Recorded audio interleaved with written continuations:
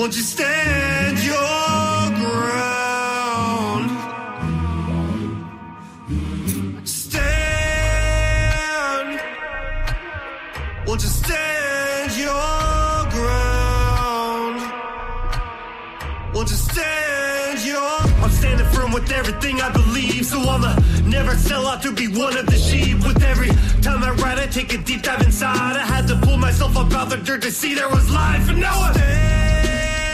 Yeah, I stand my ground, so what was lost is found, and no, I won't back down.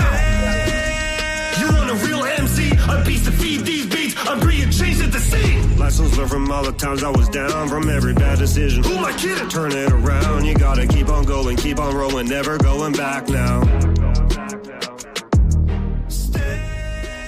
Yes, sir. Yes, sir. Yes, sir. Yes, sir. That was a nice intro to that. I really love that. You know what I mean? Like, so that, just in case y'all are wondering, if you haven't already heard it, that was Stand Your Ground. That's the latest single. Actually, that's not. Fight Back is the latest single I just dropped. Yeah, just yesterday, Fight Back just dropped. But Stand Your Ground is a phenomenal, absolutely phenomenal song. Listen, when I put that in the headphones at work, oh man, it's a problem. It's a problem. These guys can't catch up to me.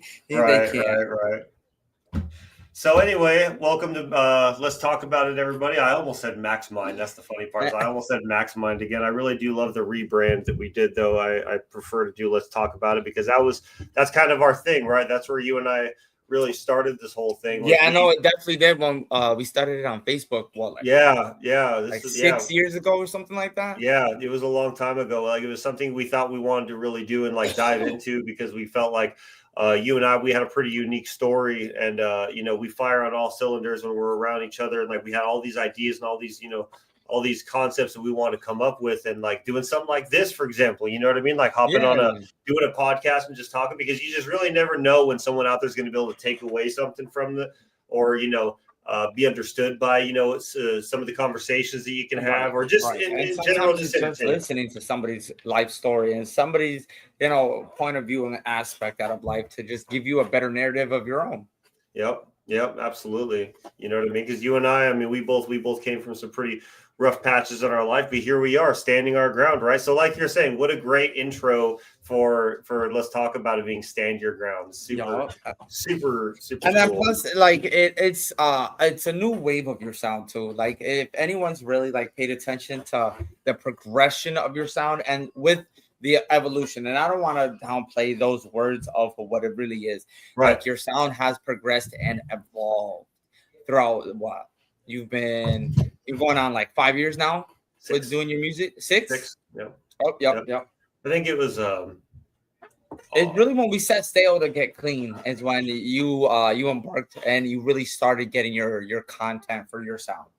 Yeah. So what is it? So in 2020, what was it? So January 2020 was when I got off the streets, and I really started taking this seriously, and getting into the sober home. And I, being that we're both military, you understand what I say when I say this.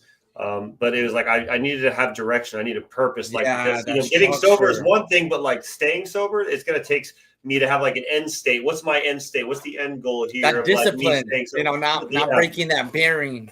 Exactly. I already know. Exactly. I already know, bro. Because and that's a part of the recovery wave, because I feel like anyone who's really had like a problem with addiction, or just like even transitioning from military to civilian, that's a big part of a lifestyle that they developed, and a big part of like lifestyle that was not even, I don't want to say forced because that's a bad concept, but you have to reprogram yourself. Right. To understand that real discipline, that real concept of not breaking your bearing, especially in military sense, because, we're upholding the standard of the United States. It's not just like in you, and all that. It's the United States. So, like, for anyone to take it that seriously, like, you're upholding like the highest of honor. You know what I'm saying? Like, not everybody. The military is not for everybody. No, it's not. And that's okay. But that's the thing, is it's okay, is that it's not for everybody, and nor is it like an expected of you. It's just something that I think a lot of people that, they want to jump in, you know what I mean, and do something different, like some adventure in their life, and is like not afraid to like, embrace change, like serious change. Because I mean, dude, I'm gonna tell you right now, at 19 years old, I had absolutely no idea like really what I was doing with my life, from 18 and 19, like, it's like, you're still stepping away from like, I'm no longer a child, but like, I really don't know what I want to do anymore. I didn't want to go to college. Like, I was going between jobs here and there. And there was really like, it got to a point to where you could only go and smoke enough weed and drink enough drinks and like be 18 and like, and still, and feel like there's still something more out there. Right. And so joining the military for me was really just about the wanting to figure it out and get paid to figure it out, I guess. Right. So, cause I mean, you kind of, for me, honestly, and I got to give big props to my older brother. He really showed when I saw the transition from how he was before the military to how he was when he came back home. Yeah. That first time, and I saw the whole transition of structure and everything. Yeah. I was like, yo, I want that. So from when I saw that, it changed. Well, from when I saw that at a very young age, I was like, I always wanted that, So like my whole life, like even though at first I wasn't in a sport, I was like through and through it, like gamer nerd, all of that, gamer nerd and all of that. So like I really, video games, computers, just anything like really electronic, but just like also outside homebody too, like I really like indoor but outdoor stuff too. Right.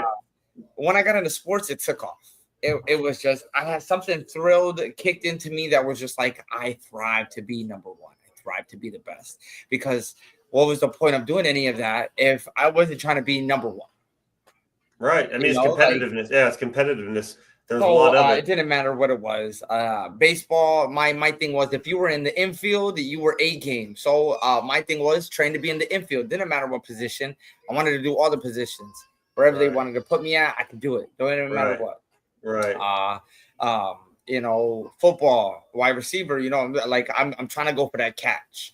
Obviously being the smaller framed person that I am, but I'm quick. So, it was either I get a little bit more stockier, be tight end, or, I just gain up on my speed and, go catch that thing. And I trained myself to catch almost any type of diverse type of catch thrown at me. So, like the wide receiver it was, and I was starting wide receiver. Yep, wrestling, same here. Wrestling, I love football. Small frames. So I love the wrestling because it had weight classes for my build. You've always loved fighting. You've talked about all that. Yes, you're a little scrapper though, bro. Like anything that has to do with physicality, like I feel like that's just kind of in your DNA. And here's like the funny part, because we're both Pisces, right? I'm at the beginning of the cycle. You're near the end of the cycle.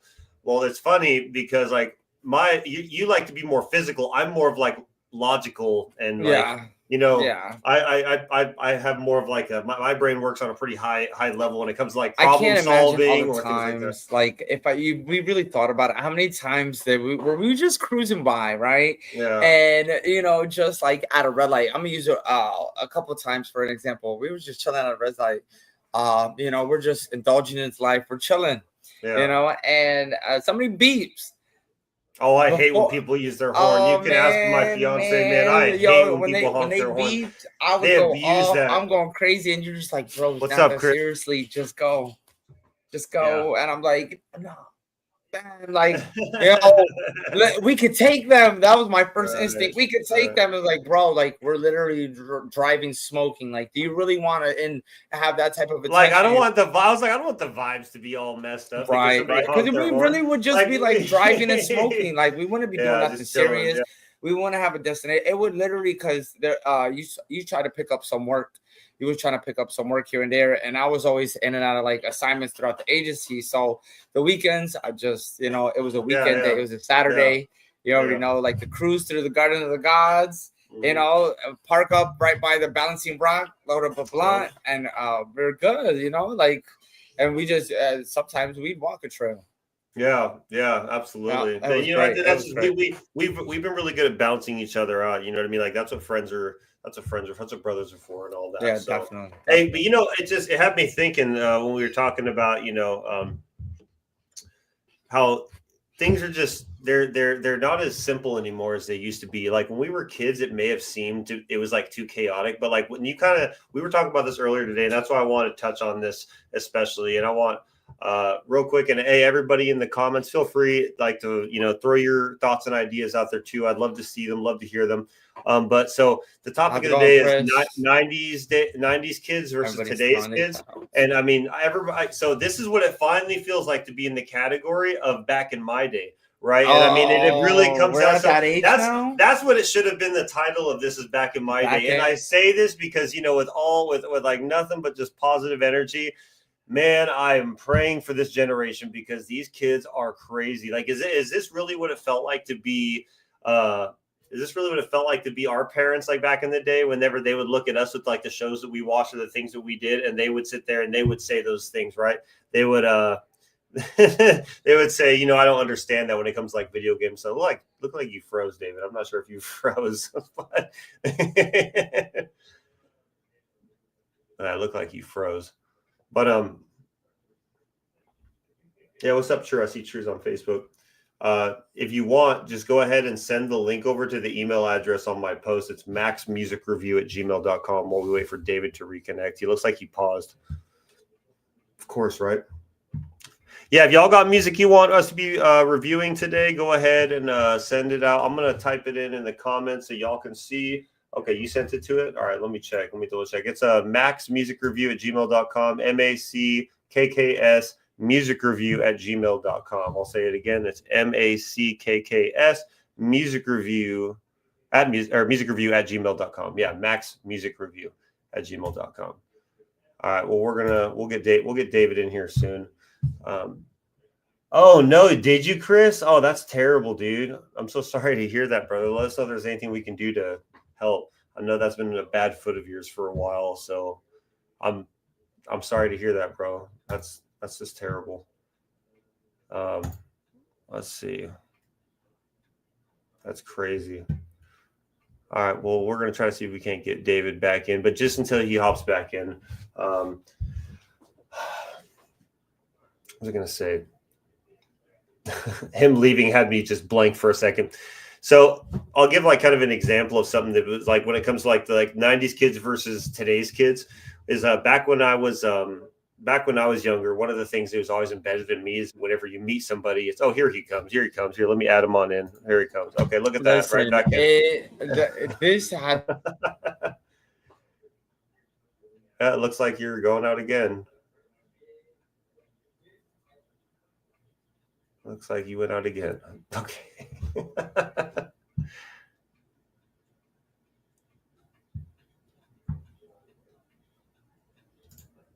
All right. Looks like it happened again. Must be I don't know if it's the Wi-Fi or if it's the connection or what it is. All right. Well, in the meantime, while we're waiting for him to reconnect, I'm going to throw a track on real quick. I'm going to give you guys, while we're in the midst of waiting, I'm going to give y'all a little sneak peek of something that I got in the works right now. All right. With my boy, Whitefield Yeti. Hey, yo. Shout out Whitefield Yeti. Shout out my boy Abyss. Y'all ready? Let's go! Mountains move every time they hear the beat drop. The poet's here to bring about the way the quill talks. With every note I'm bringing music in the waves. Every line and every rhyme I'm levitating through the maze.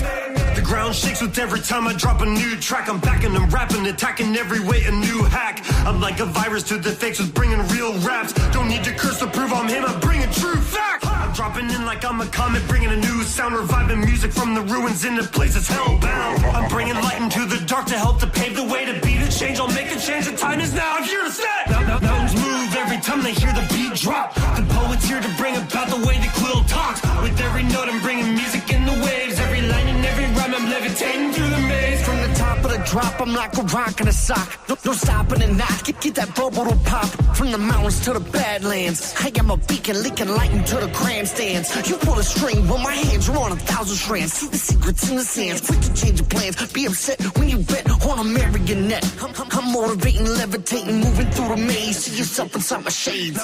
Mountains move every time they hear the beat drop. The poet's here to bring about the way the quill talks. With every note I'm bringing music in the waves. Every line and every rhyme I'm levitating through the maze. Mountains move every time they hear the beat drop. The poet's here to bring about the way the quill talks. With every note I'm bringing music in the waves. Every line and every rhyme I'm levitating through the maze.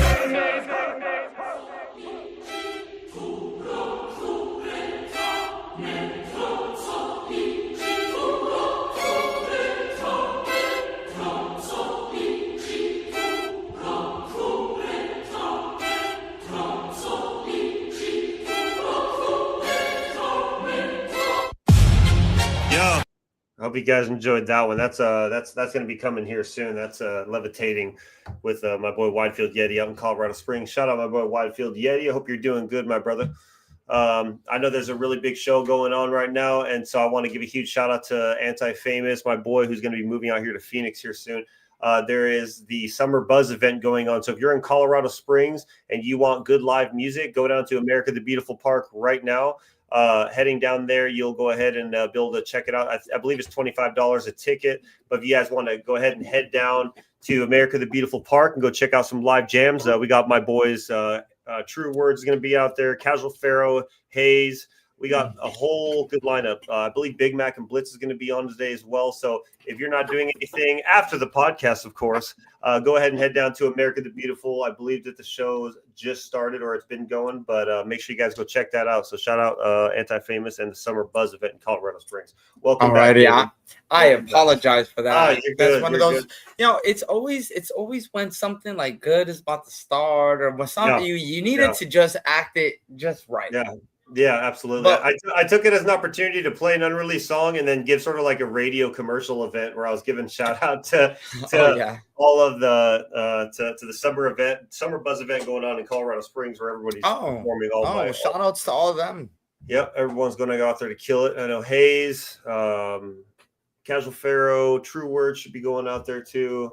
And yeah, it's a good time for sure. Looking forward to getting back out to Colorado Springs here in the next year or so. I'm not gonna lie, I miss Colorado Springs. I miss some of the people that was out there. I don't miss everybody. But the places, like the scenery, it was so gorgeous. It was so gorgeous. Oh my gosh. Yeah. If I can go back just because and like freeze everybody that was out there. And just kind of just like, do my own thing, free of cost, of course, because, right. Like I really just want to sightsee. I just really want to sightsee. I don't want to do anything that costs money. Not like it's depending on how much you got, it really is affordable versus not affordable. But I just want to sightsee, like Garden of the Gods, Palmer Park. What is it? Old Camp Road and all that. I just want to drift that fucking road again one more time. Like it was so fun. Scary. Puts yourself in some harm's way. Look at that. There it is. There's that balance again. There's that balance again. You're talking about how dangerous it is, and I'm like, yeah, but you gotta be careful though, bro. yeah. Like, come on, throw a helmet on if you're gonna do that. So we were going to get going on the 90s kids versus today's kids. And all I was kind of saying is, it's really crazy how this is what it must feel like now to be like the older guy, the older generation. It's just like back in my day, right? So if you were born in the 90s, you're officially at the point where now you can say back in my day, especially when you're talking to your kids, because I swear some of the things that we hear these kids talking about, I'm talking like 12-year-olds, like just like some of the things that they watch on YouTube, just some of the most ridiculous stuff, man. It's just like this. We're older than YouTube, we're older than Google, we're older than iPhone, we're older than all that stuff. Like, I mean, there's a huge difference between video us game and systems you play sometimes. Yeah, really. Yeah. I think PlayStation 1 came out in what year? I think that we're not as older than like in 96, 97, I think. PlayStation 1 release date. PlayStation 1 was released December 3rd, 1994. 94. And actually that was in Japan, and then in North America on September 9th, 1995, and then in Europe it was September 29th. And then a redesigned smaller version known as the PS1 in the summer fall of 2000. So okay. Because there's like a smaller PlayStation 2. Or not PlayStation. Well, I don't think the America version. Damn, was it really that? That's crazy. I was born in 91. Man, there's no way PlayStation 1 came out in America when I was that young. Yeah, it did. Yeah, it did. Yeah, that's crazy. Yeah, so 1995. 1995 is when it came out in America. That's wild. Wow. Okay, question for everyone in the chat. How old were you when you had your first gaming system, and what was it? I want to know. Put it in the comments. I want to know what your first what was your first gaming system? Like right legit, where you can like, oh, I'm a gamer, I can do this. Yeah. What was that system? I was 8, and it was an Atari because it was like it came out of the attic, and it was like you had to blow the dust. My dad got a TV in my room. Give it some TLC. Yeah. So I played the Atari. You want to talk about the absolute worst video games? Hold on. You remember this was one from back in the dinosaur stone ages, right? Yeah. You remember the Space Invaders? Yeah, Space Invaders. Yeah, or ping pong. The thing. I think that was like the first computer game where you just had a power switch, and then you had the one side on each, and then you had the joystick. Yeah, exactly. Me and my brother would play Space Invaders for hours. Yeah, and then we're just like, all right, time to go outside. Let's go. Yeah. Because I mean, because these are the games that didn't save. Like you didn't necessarily. Nowadays, there's like auto save and stuff, right? No, back then, they did save. They did save if you beat a high score. That was it. Well, that's for those arcade games. I'm talking about on the Atari. You couldn't save anything on the Atari. Oh yeah, no. You just played it front and straight through. Yeah. It was a reset every day, no matter what. Yeah, it's crazy. Yeah, and what was it? And then for the Nintendo 64, they had the Game Shark. You could attach the Game Shark. You could attach to the back of it or the memory card. And I think PlayStation 1 also had it had 4 slots. The front two. I think Game Shark came through the PlayStation. Was that PlayStation? Yeah. Okay. Yeah. Okay, it is PlayStation. They attempted with the N64, but it was a whole device that you had to unclip on top of the N64, right? And you had to attach that device. That was the only way you could add mods or save anything. But then, other than that, you had the whole attachment where you could have a memory stick, but you couldn't have because remember on the back of the N64 they had the 2 slots you could insert. Yeah. There's also the Z button. The Z button was on the back of the controller. Yep. The Z button. That's crazy. I love the Nintendo 64. It was so weird playing through games where you had you naturally had to use the middle joystick, like Star Fox. You had to naturally fly and use the middle versus other games. Holding a Nintendo 64 controller was the most annoying thing in the world because you never used the directional pad, but there was 3 points to that controller, right? And so you'd always hold the middle, and then you'd hold the other side. But it was just so weird. What was y'all's first gaming console? I want to know. Leave it in the comments. What was y'all's first gaming console, and how old were you when you had it? And if so, what was your favorite game? And if it was Halo, if you're young enough, I guess younger, because I mean we were way before Halo. But when Halo came out, that was the game that everybody loved playing. I mean, there was no online, but you and your boys would all go and you get up to 4 controllers, the 4-way split screen. Yeah, and everybody had a screen. They're remaking Halo now. They're remaking Halo. So, and if I'm not mistaken, you told me it's coming out for all platforms, right? Next month, but it's not for PS4 though. So you got to get a PS4. Yeah. I need to update. I need to update. Okay. Yeah. Upgrade. Yeah, you're going to upgrade. It's okay. Yeah. Because don't get me wrong. I enjoy it's really this PlayStation 4 holds a lot of sentimental value, not only because of who bought it for me, but it's like a Star Wars edition, and I'm a huge Star Wars nerd. Shout outs to the Rebels. Yep, right. Right. You're a nerd. That's okay though, but that's okay. Hey, we're the ways that the Force are winning right now, right? But the month of May is over, so the forces put at rest right now. So other stuff like Dragon Ball Z and my other nerdy stuff. Right, absolutely.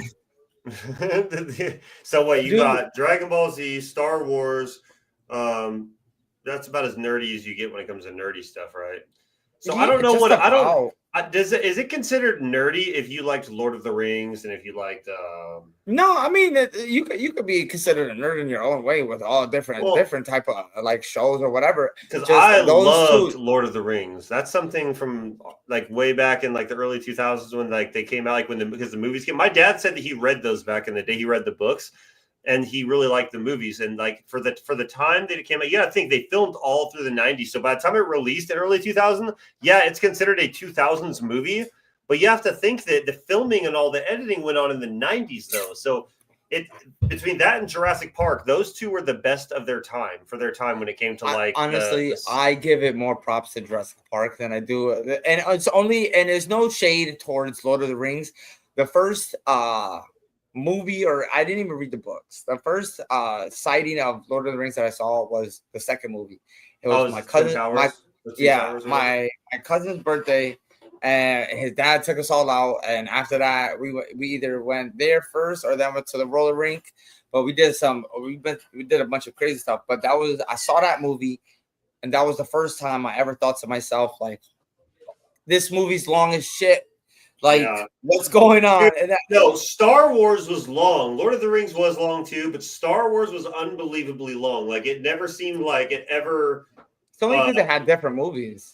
It was, I mean, granted, it's the same as Lord of the Rings, but like Lord of the Rings, I think the shortest movie is like 2 hours and 15 minutes. Yeah, and that's like without the bonuses and everything like that. Like, so I watched all three of them, and each one averaged 3 hours, and with the last one I think being 3.5 hours. I think what the last one was. Yeah. And that came out simultaneously with Harry Potter, so like it wasn't like a competitive thing, but like because I like Lord of the Rings, my sister liked the Harry Potter series, and they came out around the same time. You know what I mean? Yeah, so, no, I think Harry Potter social wise, and environmental wise, and what do you mean environmental? Because think about it, like nobody environmental, with society and whatnot. People could honestly, and you know what, we could take a vote. When that time came out, what did you prefer? Lord of the Rings or Harry Potter? Hey, well, we need to settle this debate, y'all. We need to hear y'all's thoughts. Lord of the Rings or Harry Potter? I will create a poll right now. Harry Potter or Lord of the Rings? Let's see. And you know what? This is coming from everyday Joes. We go out, we work, we do our thing, we come home, we take care of our families, we do it, and we need to settle this. Absolutely. Because this is going to bother me. Back in our day, we raced in bikes with pegs. We didn't have phones to record just yet. When I hit high school, that's when like chocolates, the second generation of chocolates came out and whatnot. I never forget that. Right. It was so funny because I kept like at school, I'd have the T9 text. So like I'll scan with the touch screen on my chocolate, and then I'll just slide it up real quick, do the text, and then slide it back down. They had a phone called the chocolate, like because anytime like someone had a phone called the chocolate, it kind of just makes you hungry. Like it makes you want a sweet tooth, right? It makes you want, like, for me personally, it makes me want like a Hershey's bar, like a regular old-fashioned, old-school Hershey's chocolate bar. Oh, we already got 2 for Lord of the Rings and 1 for Harry Potter. Damn, they're throwing mad shade on Harry Potter. Come on, Harry Potter fans. Yes, Lord of the Rings. But so what y'all think? Crazy. What y'all think? 1 Harry Potter or 2 Lord of the Rings? Type it in the chat. Which one was y'all? Harry Potter. Let's go Harry Potter. Yeah, no. So let us know. I would really like to know. Was it Harry Potter or was it Lord of the Rings? So far, Lord of the Rings has it beat. So let's see. Let us know in the comments. Type 1 for Harry Potter and type 2 for Lord of the Rings. Okay, so let's settle this because I personally am a Lord of the Rings. Like, it was low key embarrassing how much I love Lord of the Rings. Why don't I just try to? I was like, I wish Harry Potter. I wished I could like. You're gonna sign into your YouTube and you're gonna go hit number 1 and even it out. What y'all think? Facebook? What y'all think? YouTube? Do you like Harry Potter more or Lord of the Rings? 1 or 2? We are going to settle this. You know what's crazy? I read the Harry Potter books before I saw the movies, and I feel it was a kid's book. Lord of the Rings was an adult book, more so. The way that it was written was a lot more intricate than Harry Potter. Harry Potter. I only read him out of punishment. It wasn't by choice thing. It was out of a punishment. So it's not like I had a choice. Right. If I wanted to play video games or I wanted freedom out of life, I had to give some time of reading. But it actually makes me a theatrical reader, so like I could be in the type of character like that I'm reading, which is pretty good. Yeah, and it made me feel like reading is not just dull. It could be animated, or it could be a cinematic type of thing. It just and it helps me with actual, like, I could actually play into character sometimes. That's it. Like whenever you read a book, and this is honest, like the honest question, whenever you read a book, do you like see it third person or first person as you're reading it? Like whenever you're reading it and you're interpreting it, are you seeing it third person or first person? I don't know. That's a good one. That's a good one. I feel like it's a movie, so I'm watching it like a third person movie. Like that's how I do it. But there's been a few books where I've read where I end up watching it in the first person. Because okay, I guess it's whenever it's in a first person narrative. I guess that makes sense. Whenever someone's talking like in terms of I, and it's not a storyteller telling a story, right?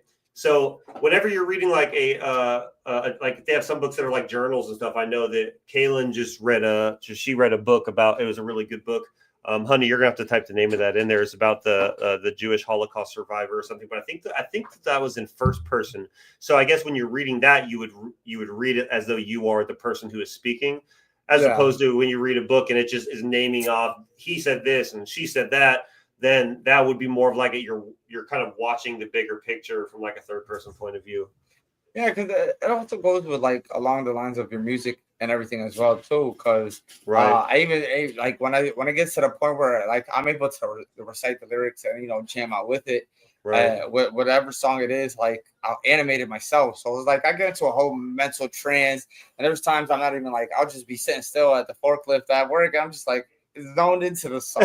You're not even working. You're just sitting back. Yeah. And I'll have little body twitches because like silence just like it strikes a certain nerve that is like it's too strong that if I released it, it's a problem. Right. It's and I don't say that in a negative way whatsoever. It's a positive force and it's a positive nature that just it wants to come out. It's like it needs to be released, but it's just something that is just it's got to be honed in right now. Just because when it's deserved to be released, it will be deserved to be released. Absolutely, it's one of those natures. Right. But in no sense is it anything negative or bad because it's just like it's like a mental trance, like of motivation and positive energy of like where I want to go, what I want to do, like. How hard do I need to work to get where I need to go to? Right. And it's just many levels to that concept of living of here to stay. Absolutely. So it's just like having that confidence and then just embracing it to move forward with it. Absolutely. But understanding what you're doing it for too. So let's not leave that behind as a positive narrative towards that concept of it takes hard work and dedication to do anything you want to really set passion into, regardless if it's music or you want to be in acting or you want to just own a business. Owning a business or just living a better life. That takes hard work into wanting a better life, especially if you have a taste for the finer things, because that comes a little bit more pricier. But just wanting a successful life in general. It takes a little bit of backbone and it takes a little bit of like getting up and having to brush off the and that's dust what makes it worth it though. That's what makes it worth it in my opinion though. So like if it's something that you truly want and it's something unique, like I'll use me for example, obviously because it's my life, my walk, but like dedicating myself to this music thing when it has never been a part of my life ever, like for 30 years. I mean, like I had moments, when I was in the military where if you're bored out in the field, we'd go and freestyle, what I mean? Stuff like that, whatever. But like, I was never really like taking it serious or anything. And so once you find something and it doesn't matter how long it takes you to find it too, once you find that thing that you really love, like, and it's in your face and it'll not leave your face. Right. It's just right there. So for the music thing, I started realizing I had a passion for it when I was in my worst days. And you knew that because you were around when I typed out my very first song ever. You were right there with me in the barracks. Yeah. And so figuring that out, it really kind of set the tone for like what it is that I actually wanted to do. So when whenever you get clean or whenever you if you're like somebody who suffers from a lot of mental health, you get on good enough medication to help you kind of be balanced. Just really focusing on like what is it that you want to do, because it's crazy that even at only 36, it feels like life is already flying by and you just never know. It's like you're already so far along the timeline that like before you know it, you're going to be a grandfather. Before you know it, you're going to be a great grandfather. You know what I mean? That makes you definitely humble life in a little bit better sense, because then it's just like, damn, all this life has already went by. How much more life do I have left versus how much more life do I want? Versus, all right, let me go get the best out of the life I have left.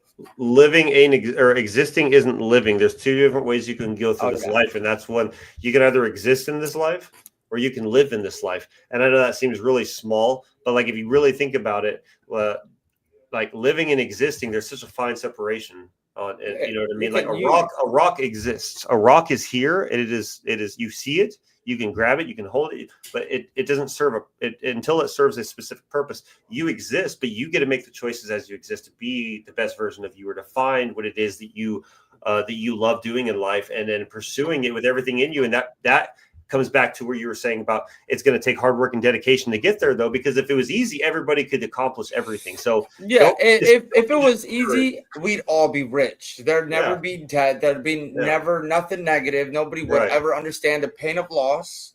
No, we'd all live forever. That just comes back to the work. But that also, that comes back to the negative and positive, because that's too much good stuff. Eventually, too much of that good stuff is going to ultimately bring a catastrophic.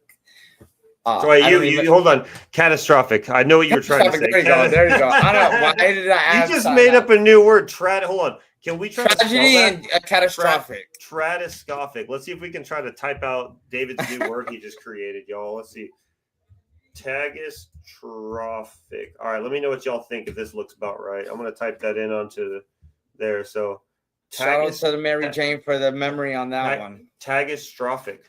What do y'all think? Does that look like a real word? It's almost like souverain.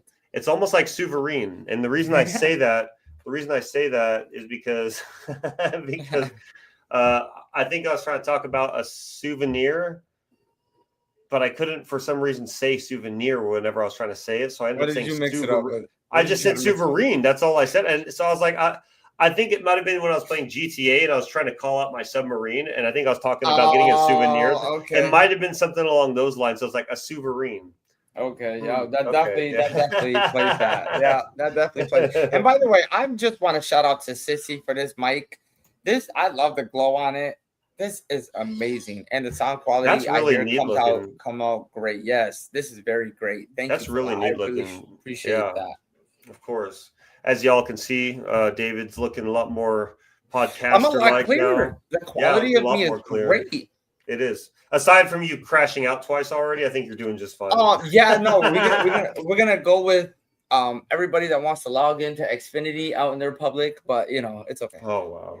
Yeah. That was the problem in Colorado Springs. I realized too is that having that free Wi-Fi, everybody had it. Everybody was on it. Everybody was on. I had to kick like 4 people off just so I had enough time to like go into log in without being left out. So if somebody wanted to kick other people off, I want to be the one at the bottom of the list, because that's apparently what everybody would do. Just kick off the last 3. So I'd kick off like 7. So when everybody logs back on, I'm right there. And I'm not touched. Yeah. Okay. I was trying to look at something. I wanted to prep the Am I the A-hole Reddit. So I wanted to see real quick. We'll give you guys a little bit more time if you want to send music. If not, that's cool. But just so y'all know, I have someone from Botswana, Africa, that sent me music for a music review today. Why is it that we all the way to Africa? This went all the way to Africa. Somehow that post for this show today got all the way to Africa, and an artist named Flexi from Africa wanted to have his music reviewed. So we're going to definitely check that out. We're going to do some Am I the A-hole? I'm actually interested to hear how this man from Africa would like for us to review his work. But because as equality goes, we're going to give it our best and our honest review and our honest critique, as we always do. Absolutely. So we'll definitely give our best and most honest critique when it comes to that. So if you need to, I'm going to put it up on the screen again real quick. That's what I was looking for. If you guys want to put your music out and get it heard, make sure you submit your music. And if your music has already been released and you send it, I will share it to my story. I'll share it to my story if it's already been released, so that way we can get more views and get more. And I'll share it too, so people even on different because I got people all over. As well as I'm sure you do as well. But, like people I have that you don't, same vice versa. They have a little bit of a chance to get a little bit of that insight. Like, all right, let me just get an insight. And that's, that's ultimately, we want to get people heard. Yeah, absolutely. That's what we're here for. This is more for everybody as well as for us. Just something for people to tune in, boss. So, absolutely. You want a chance to be heard? come get her. We'll play everybody. And Absolutely. if we generate a lot, this becomes almost like a daily or weekly thing. We could up it to 2 times a week. That's what we're going to start doing. So just so y'all, like David said, we're going to keep it that way. So anybody that sends music that's already been released for 24 hours on the story, we'll share that song to the story, tag you as an artist in it as well, and pretty much tell everybody to definitely go check it out. Okay, I think that's how the music scene should be working. Is everyone should be working side by side, trying to make stuff work. And so again, we're definitely gonna have to collab together to make a formidable official site for this. So this if they wanted to tune in to see what this week's upcoming segments are going to be about, or just even to see if we get enough people sending in music, see a roster list of who's going to be previewed this week, or who's going to be who submitted, who made the list for this week. It's well, we can get real creative. We can get creative with this stuff, guys. We've only been doing this. Sky's the limit. Yeah, exactly. Then we're only going to get better, and it's only going to get more entertaining. So it's going to be really cool to see how far we take this. So where's my where's that? I was watching Cops the other day. I know they got some funny videos out there. Oh, I know Cops got some funny stuff. We're going to be getting into some of those tonight. It's going to be really fun. So you know what time it is.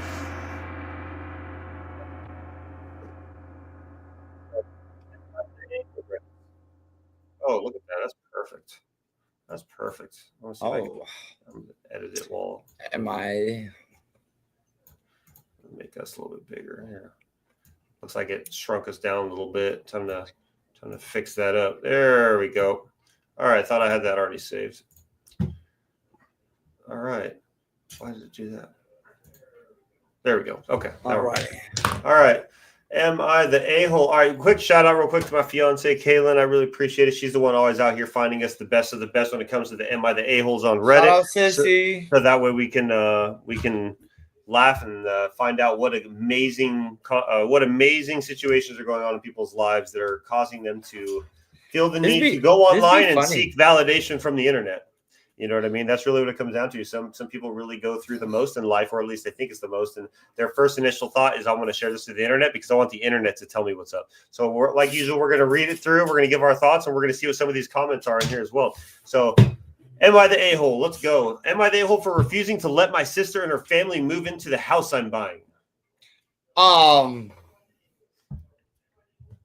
Wait, what? Hold on. I don't know why it took a second for that to settle. Let's say, am I the a-hole for refusing to let my sister and her family So if it's your sister, isn't that your family? I'm already finding discrepancies in this. Move into the house I'm buying. It also depends on the background of the nature of their relationship too. So I'm neutral about it. I'm not gonna pick a side because I want to hear the rest of this story. But we're gonna. It really depends on the background. And I'm curious to know what the background is. Right. So here we go. Let's get into this. I, 31 female, have been saving for years to buy my first home. I skipped vacations, worked overtime, and put almost all my extra money into savings. Owning a house has always been a huge goal of mine. Nice. That's good for you. A few months ago, I found a small house outside of Charlotte. I'm assuming this is in South Carolina then. It needs some work, new flooring, paint, and a few things, but I was excited because it was finally something I could call my own. Hell yeah. I usually don't tell my family much about my finances because they have the habit of turning my good news into something that should benefit everybody. Oh, it's one of those kind of families. There's the background. It's one of those kind of families. Yeah. You win, we win. Yep. It's one of those kind of families, everyone. Yep. Everybody knows or at least has heard of families like this. No. So I told my dad about the house because I was excited. So you at least told your dad, right? So maybe he's less of that type that's just like, oh, well, I really hate to ask, but these bills just keep coming out, man. And like, I just got to get food on the table for the family. And like one of those humbling dads. If you picture the leeches of your family like that, but you'd still tell your dad humbles like your work. Hopefully so. Let's see. So a few days later, my older sister called. She and her husband have 4 kids. Hold on. My older sister told us. So a few days after you told dad, so dad obviously told your sister. Older sister called.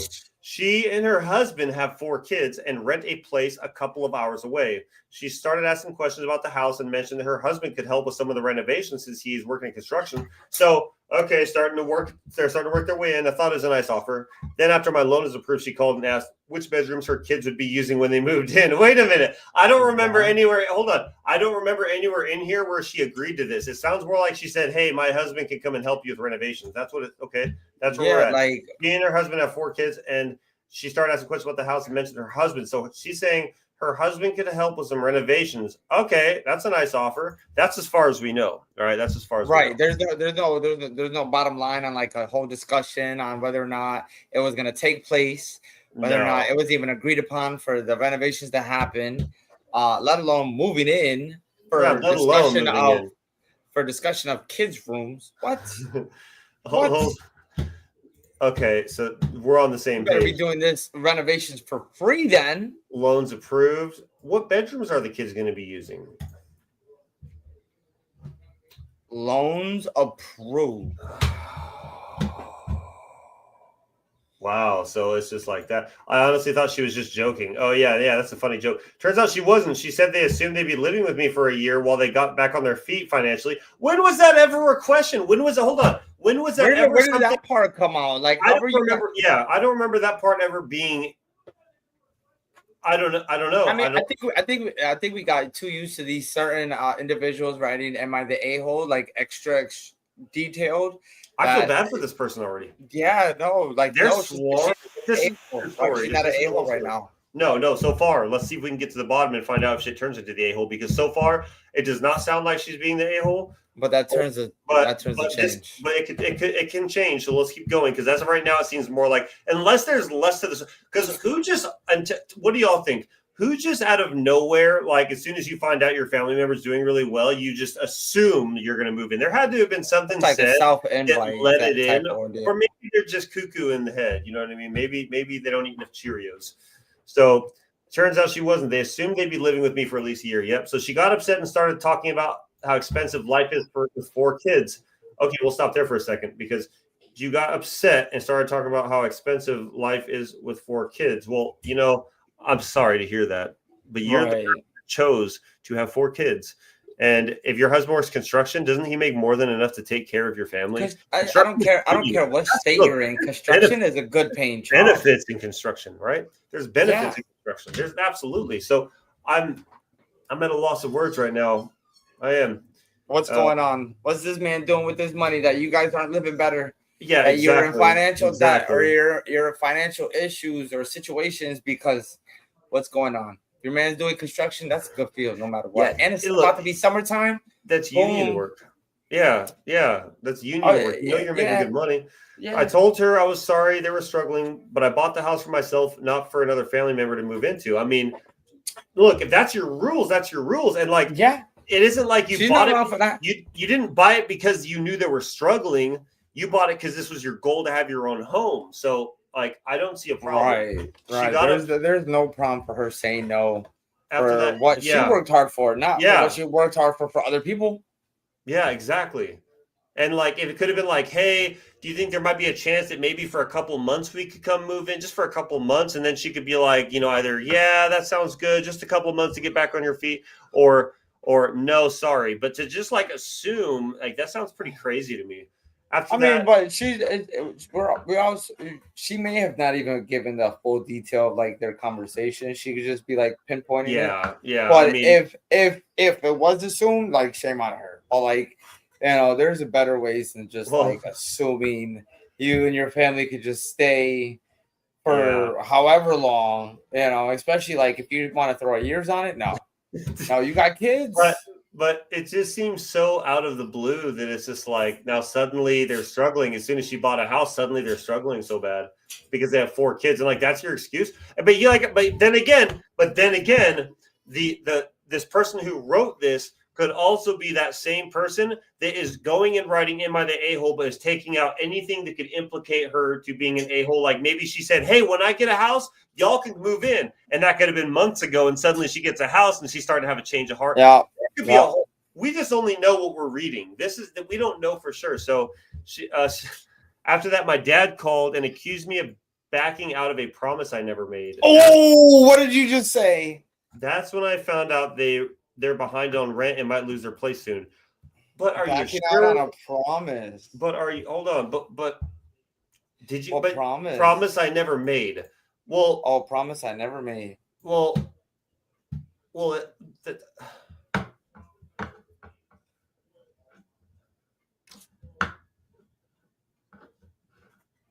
I don't know. Are you the a-hole? Like, because are you telling us the whole truth? Because this sounds like a lot to just suddenly assume. Like, unless your sister is cuckoo, like crazy, I don't really see Cocoa for Cocoa Puffs? Yeah, like cuckoo for Cocoa Puffs. Like, unless your sister's cuckoo for Cocoa Puffs.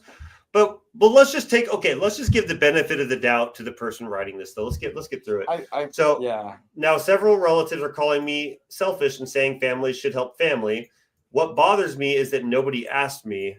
They just made plans for a house that wasn't even theirs. I feel bad for my nieces and nephews, but I still don't want 6 extra people living in my first home. Am I the a-hole?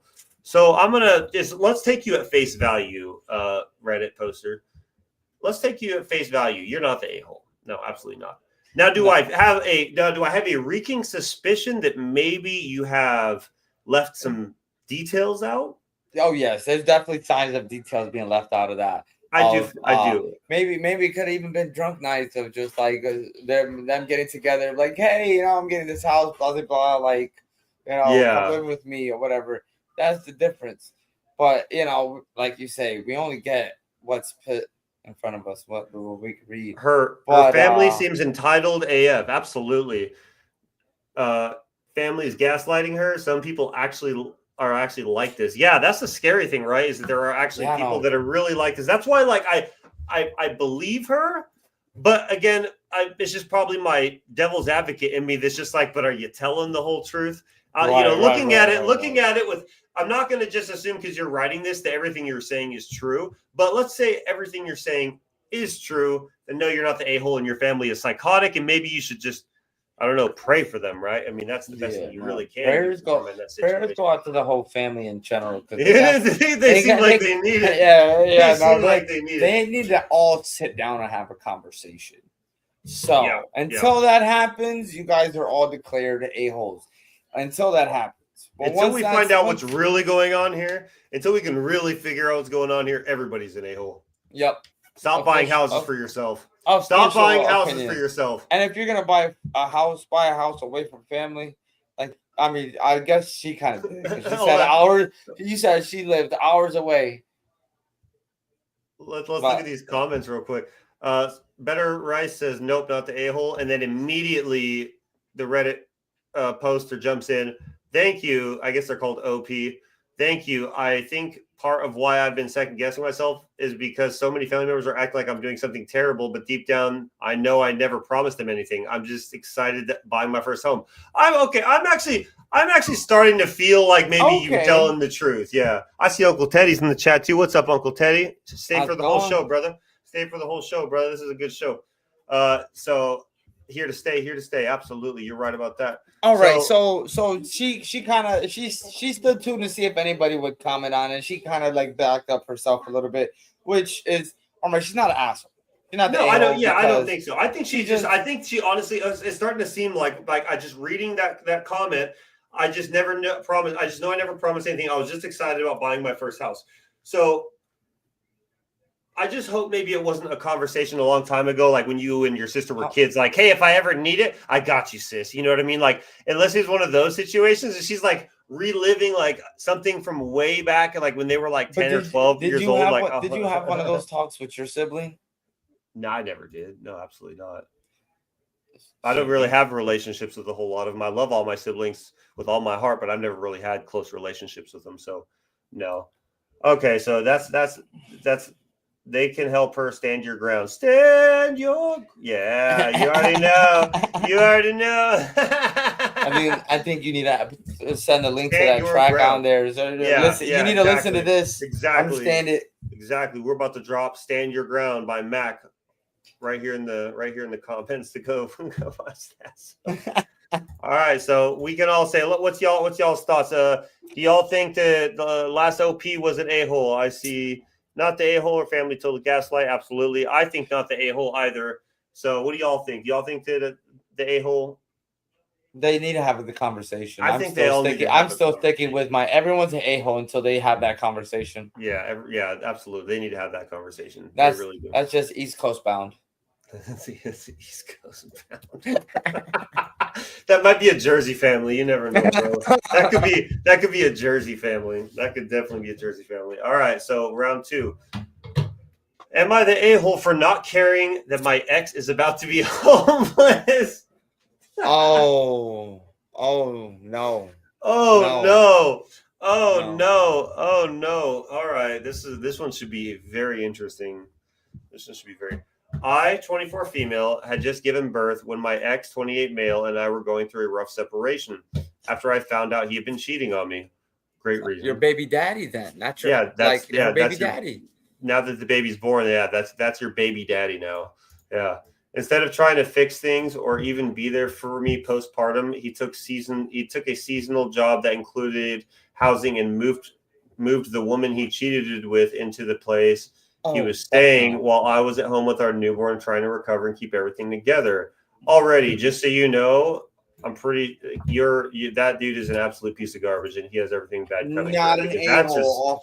Look, you're at home taking care of. Look, when my son was born, you better believe if I was not working, I was actively holding my child and trying to talk to. And like, I was never the type of dad that would ever like ooh goo gaga. I would talk to him like I'm talking to you. Like I'd have like I'm gonna get you speaking. And he started speaking words, at a young age. So just not babying your child seems to help. Oh yeah, so definitely you can't baby them. Baby them. Yeah, they're gonna speak baby. Yeah, at the time, he constantly dismissed my feelings, called me crazy for being upset, and acted like I was the problem for reacting the way I did.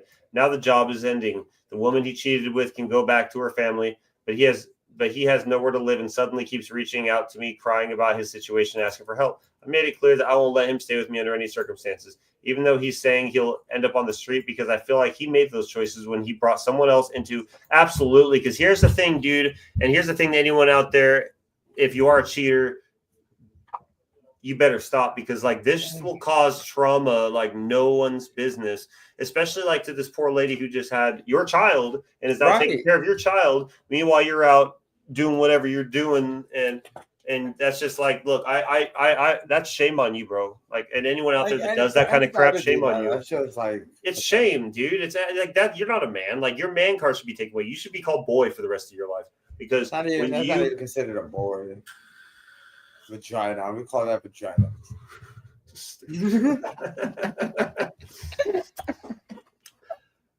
Yeah. So I feel like he made those choices when he brought someone else into his life while I was dealing with postpartum recovery alone, and that's the biggest part right there. Alone, right? Now my family is split. Some saying I should have compassion because he's still the father of my child. I don't give a good God bless. If it is the father of their child, he cheated on her. End of story. Get out. You figure it out. Look, you made that. It is. He took a whole seasonal job that offered housing and didn't invite you and the child, his child at that. He took the next bit. Excuse my French, but like part of my bois. Like buy is the same in all language of bois. She trusted you. She trusted you to like go and do your job and stay at a seasonal place while you're doing your job to provide for your family while you're there. Only thing you're providing is trauma, dude. So you're the a-hole, 100%. Yeah, but you should have name dropped him. You should have name dropped him on Reddit so that way people could go and harass him. It started a whole family. Now my family is pulled out. Yeah. I'm just saying, am I the a-hole? You're not the a-hole, and everyone's going to agree to that. So we can all agree to that. Is you're definitely not the a-hole. You're definitely not the a-hole. In fact, is he on paper? Put him on child support. Yeah, you better take him for everything because that's just like that's unbelievable. All right, here we go. Am I the a-hole for spending my 30th birthday in Japan with my sister instead of my boyfriend of 4 years? That's Let's figure it out because hold on. That's your boyfriend of 4 years, but you're like, I'm going to Japan with my okay. No, so there could be a lot behind that. It could be like a sister bond thing, like or like they could have had this planned their entire life. Like at 30 years old, I'm taking you to Japan.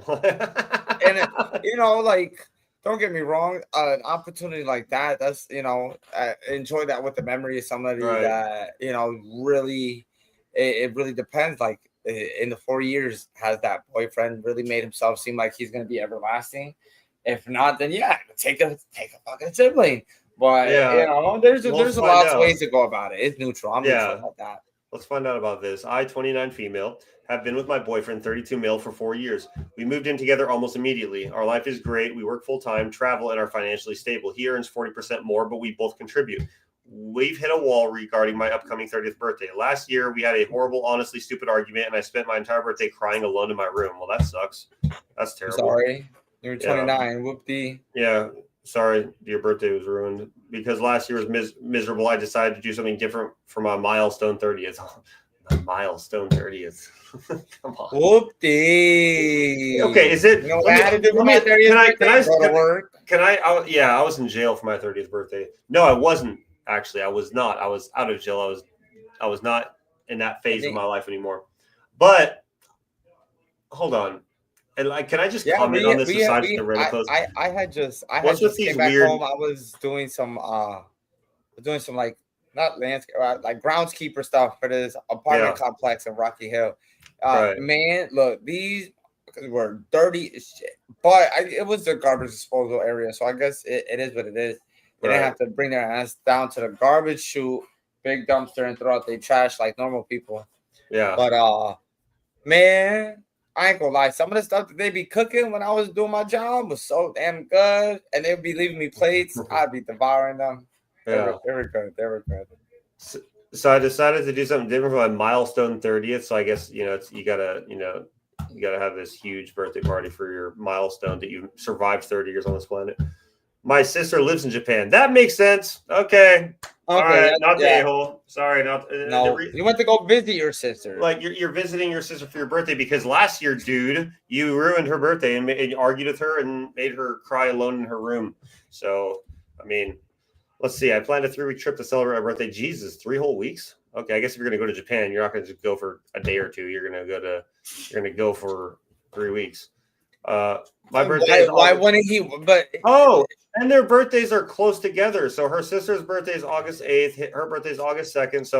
So planning a trip out there for the birthday, and they are both celebrating each other's birthdays. I told him months ago I wanted to do this and invited him to join and be part of it, but he ignored me. Okay, not the. You denied the act. You already denied the invitation to go out there, and now you're mad because you can't go out there. Yeah. No. Yeah. So you denied it. Okay. So a massive 500 pounds on flights. I thought I said fights for a second. I was like, wait, what? I booked to fly out early July 23rd. When I calmly explained this, he shut down and passively aggressively said, "Do whatever you want. Go spend your birthday with your sister." So I took him at his word and booked it. Okay, good for you because he told you to do it. I mean, you literally said that you wanted to do this and invited him to join and be a part of it, but he ignored you. So that's, dude, like, okay, whatever. Do what you want to do. Go spend your birthday with your sister. So that's how your attitude is, dude. He sounds a little butthurt if you ask Now me. He's furious and he's the victim. Wait a minute. So you are a 32-year-old male. You're a 32-year-old male, and you are suddenly the victim? What? Claiming I don't take him into account. Hold on. So wait. Invited him to join for being a part of it, claiming I don't take him into account. Dude, nothing else needs to be said. Okay, because this is the problem with a lot of people nowadays who are either single children and their mom's babied them their entire lives as boys that never became a man, to where suddenly when situations like this come up, like I can't understand how you can be grown and acting like this. You know what I mean? Like, to just be this. And I have no reason not to believe this post. From the sounds of it, she invited him. She said, "Come with," and he ignored it. Now he's like, I don't take him into account. Like, because there are dudes out there like this, and like any dude out there who's like this, like you should probably look deep into the mirror and do some serious soul searching, because this is not how a man acts. Look, if somebody offered me, especially as somebody that I've been dating for 4 years, to go to Japan, Oh, euros, not pounds. Yeah, sorry, 500 euros, not pounds. My bad, folks. My lady knows how to Man, come right in and save the day on that. look, I'm taking that trip. I'm taking, man, yes. And I got money to save for extra stuff since we're gonna be out there a lot longer. When it's you and your sister's birthday, y'all can go have some fun. I'm gonna go sightseeing and venture out. Or If just I need everybody, yeah, or just everybody join together. But at the end of the day, like for him to ignore her and then Yeah, no, you deserve to be left. do whatever You you gave want, go you're spend gonna your get the birthday. same energy that you gave it. Let's And name this guy real quick. What is this? What when you think of the type of person that this guy is, what name comes to mind? Dick. Like a Ricky? No, there's actually like Richard? I don't know what. Yeah, Richard. Yeah, Yeah, Richard. The nickname for Dick. Richard is So Dick.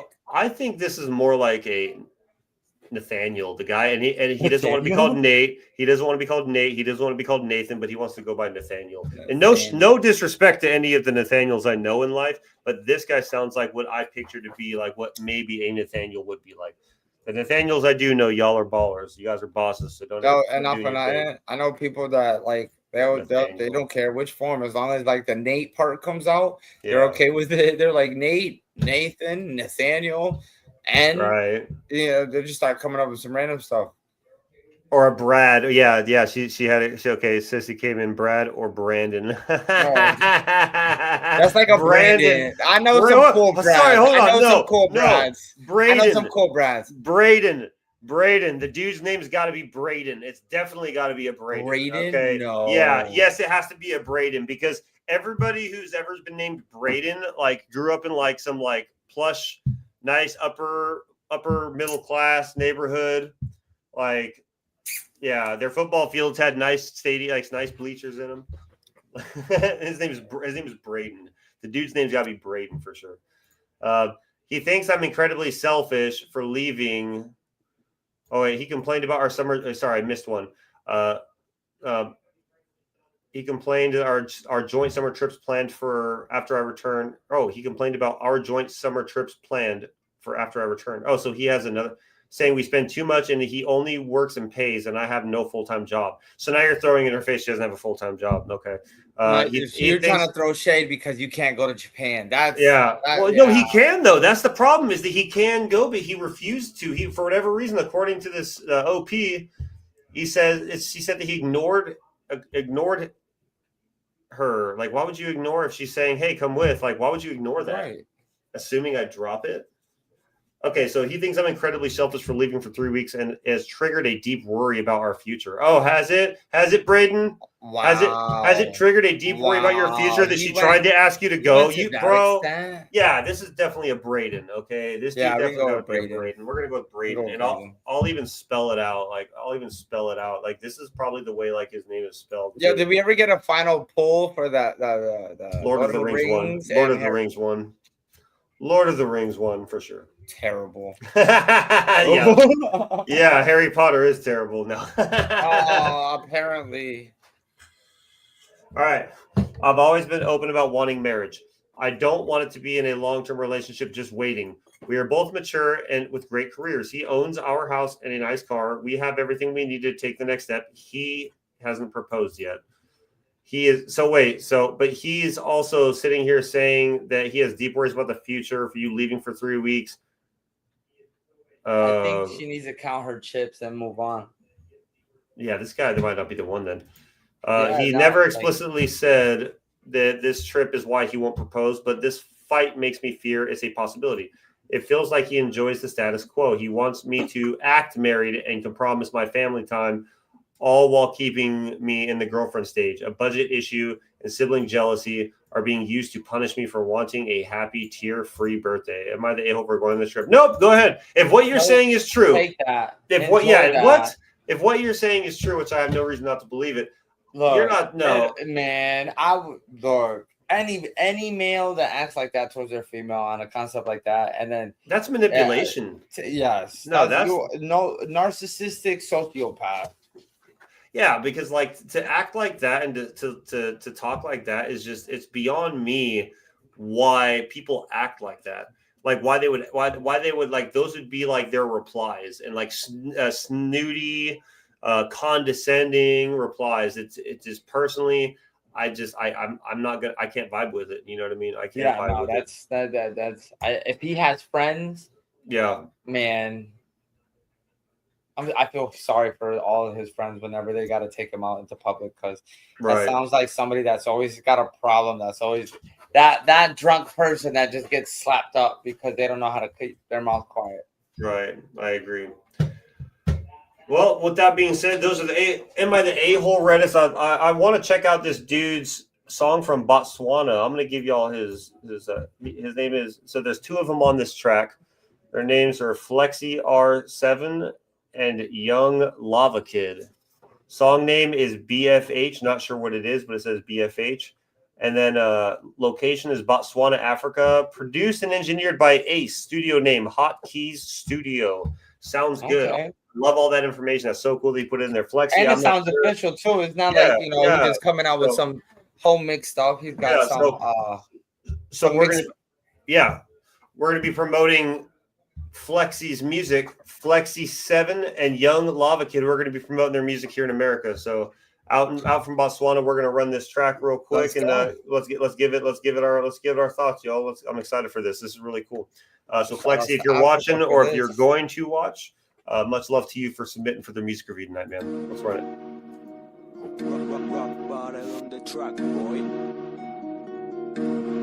That accent.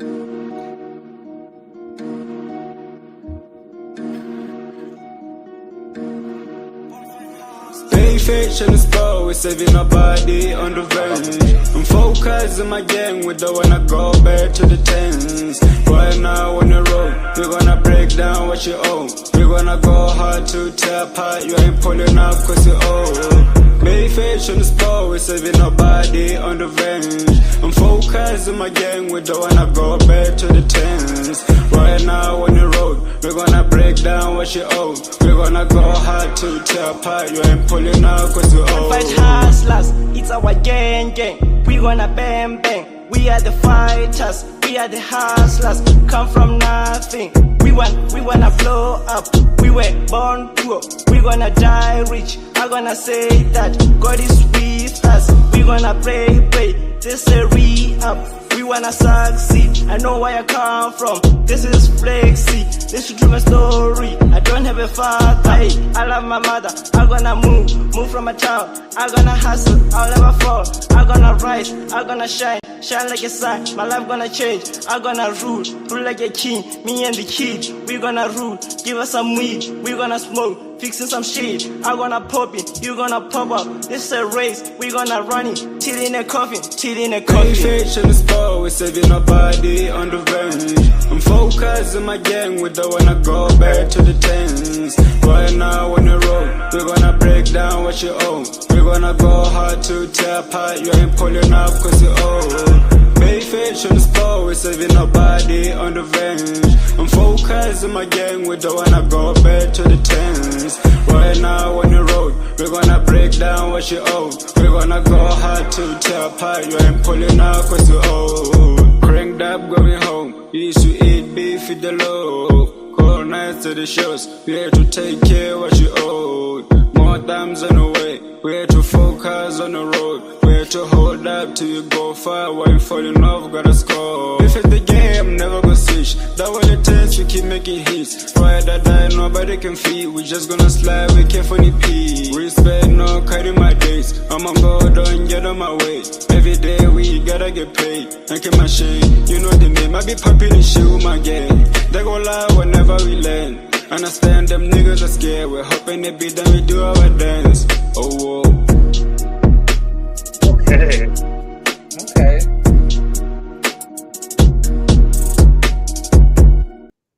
Okay. Okay, hold on. We have to. And I'm gonna tell you guys why real quick. Shout out to you guys again, to Young Lava Kid and Flexi R7 out of Botswana, Africa. I'm going to share this on the screen because they sent me. They did this all kinds of professional. They sent a whole thing here. Let me see here. Let me do that. Let me add this one in. I'm going to share. They sent me a whole whole thing here showing exactly who they are. And I thought that was really cool. So I figure we're kind of just check this out, give them their flowers for being the only people to send music in tonight, but also because they didn't just send a track in, they sent They did a actually bio. professionally too. They sent did, it, artist bio. So Flexi R7, Young Lava Kid, upcoming EP Destined to See Tomorrow, DTST. That's cool. Flexi and Lava Kid will be dropping a massive project called Destined to See Tomorrow. They've been working on this EP for 3 months, and so far so good. They made this project based on their life stories and how they were treated during the beginning of their music career, since they all went to the same high school. This project means a lot to them because they give it all their energy and sacrifice a lot of things to make it a success. They just need people to support them and help them achieve their goals, because music keeps them moving. Without it, there is no life there's no life for them. Destined to See Tomorrow will be released on the 16th of December, but a single will be dropped on the 1st of December. Okay, I definitely respect that. I can respect this like crazy. Yes, this is really cool. Yes, so Young Lava Kid is a young rapper who started doing music in 2020. Same year I started making music. Crazy. Nice. He was born on May 4th, 2022.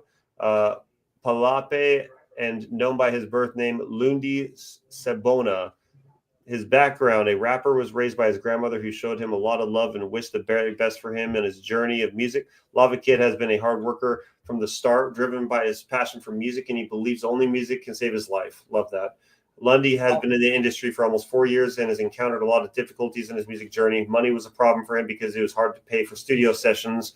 Understandable. As a lot of good artists too. That has me thinking that when we make this movement blow up, I want to start sending outreach programs for like recording music and like music recording and like getting people heard in lower communities of other countries. That I think would be really neat. Well, yeah, and this is definitely that. This platform right here is even a stepping stone for that too, because even as we just experienced and just done ourselves, people even from Africa are they're sending in their music, and like sending it, like somehow found me on here too.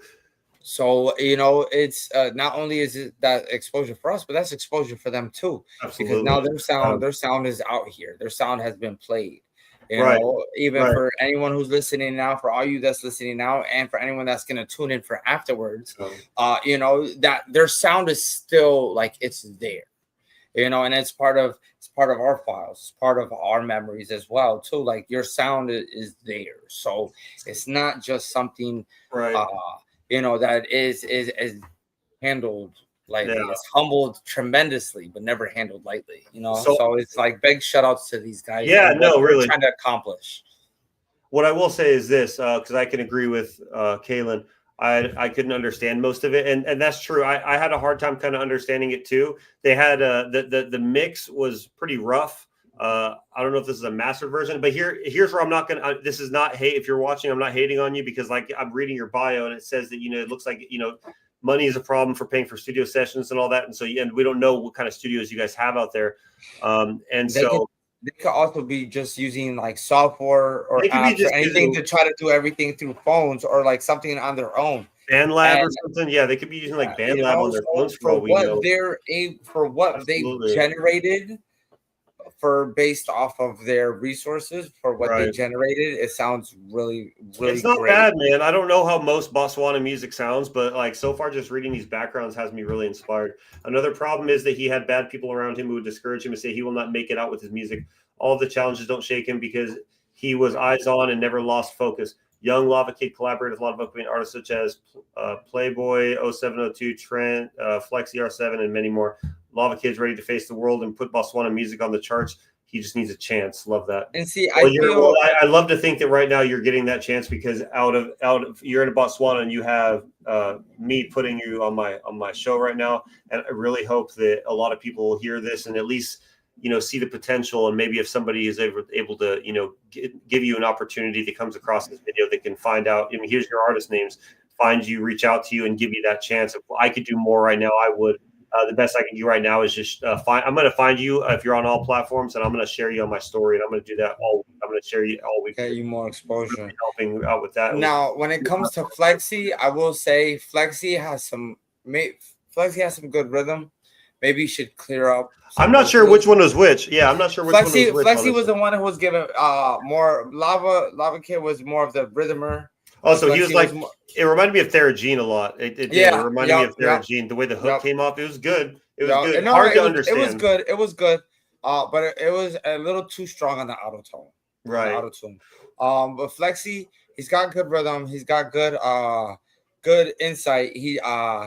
So I felt like he could have rhythmically picked it up on his tempo with this track, although his hits and his punchlines are good. Yeah. And what he's saying is not like he's not coming out not clear. He's coming out clear.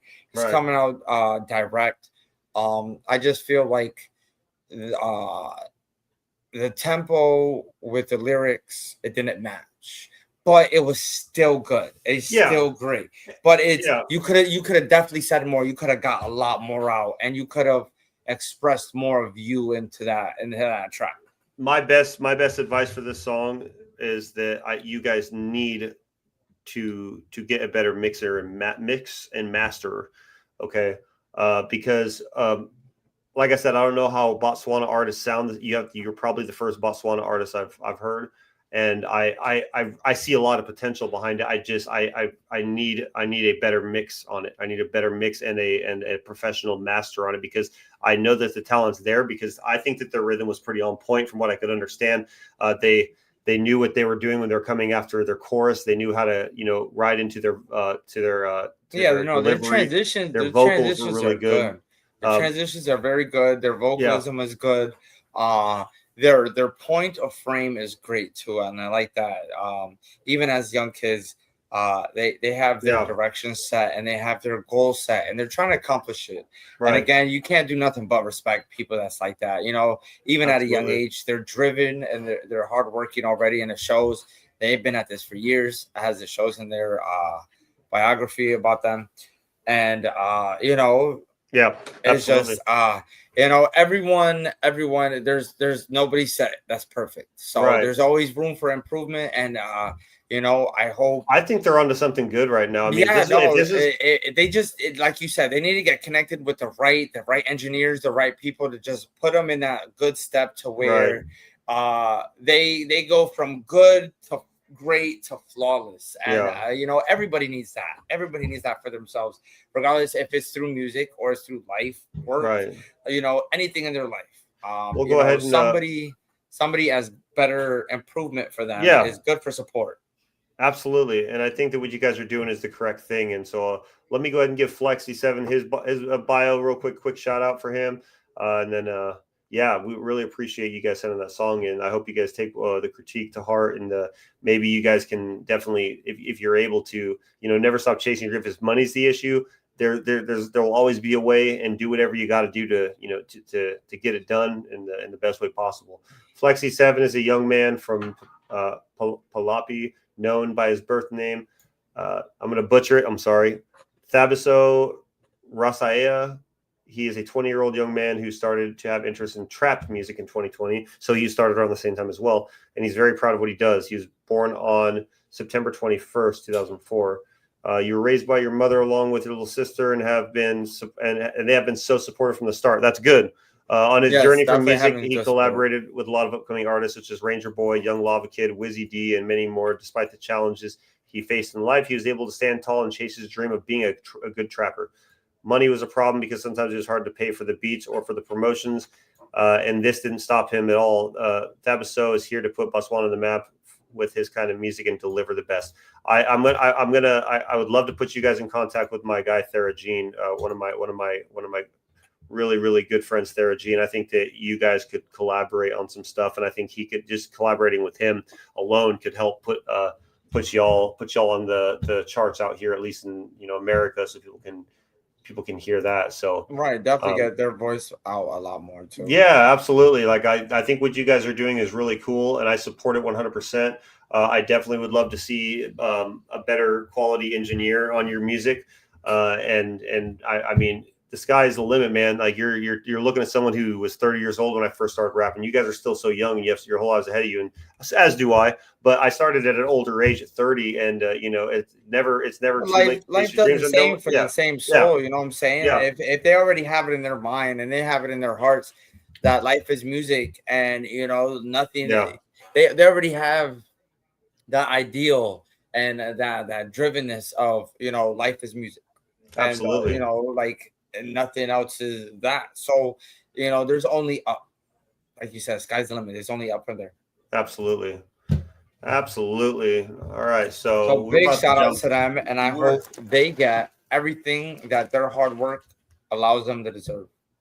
We're about to jump into something, y'all. This is going to be the first. All right, for this segment, we're going to be having a good time watching body cams, and I found it's called The Most Funniest Police Arrests in America, and it's an hour long. We're not going to do an hour. We're going to probably do about 4 it's probably different. What's that word called? I can never say it right. I can completation. I say that right? Compilation. Yeah, that word. Compilation, or it's just compilation. I think it's just compilation. Actually, I think complicated, it is just bro. I'm just gonna go with complicated.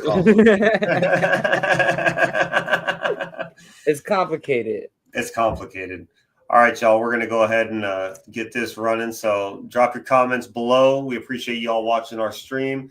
Let's close this out with some good laughs about some of the crazies in the world. She's putting gloves on and they smell bad. I don't want it touching my body. Yo, she's freaking out for thinking she smells bad because he's sometimes on. They can't help but laugh at some of the more amusing encounters. I'm not gonna be in jail for long. And they're like bad people, and they're black. Oh, These are some of the hilarious police encounters in America. Most 911 calls are routine, but in August of 2022, Columbus police in Ohio responded to Pierre Williams' complaint about being cheated out of $25 in a shady deal. Here's how this unexpected encounter turned into an amusing experience for the officers. Columbus Police, Tech 107. Yes, I just gave this guy $25 to buy me some, and he ran in his house. Wait. I don't want to wait. Either. No, he didn't. Did he just call the cops on a drug deal gone wrong, saying he just gave someone? He did. What a experience for the officers. Columbus Police, Tech 107. Yes, I just gave this guy $25 to buy me some, and he ran in his. Look, if you spell out, if you play a hangman game with how many letters it just X'd out, bro, I promise you, I'll beat you in that game. I won't put a body part on that hangman.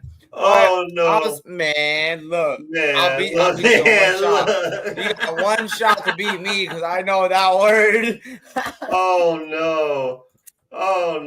His house didn't come out, and I don't want to do nothing that's irrational, but yeah, either dude gonna give me my money or something gonna happen. So yeah, what's the address? Oh my God! And what's your name?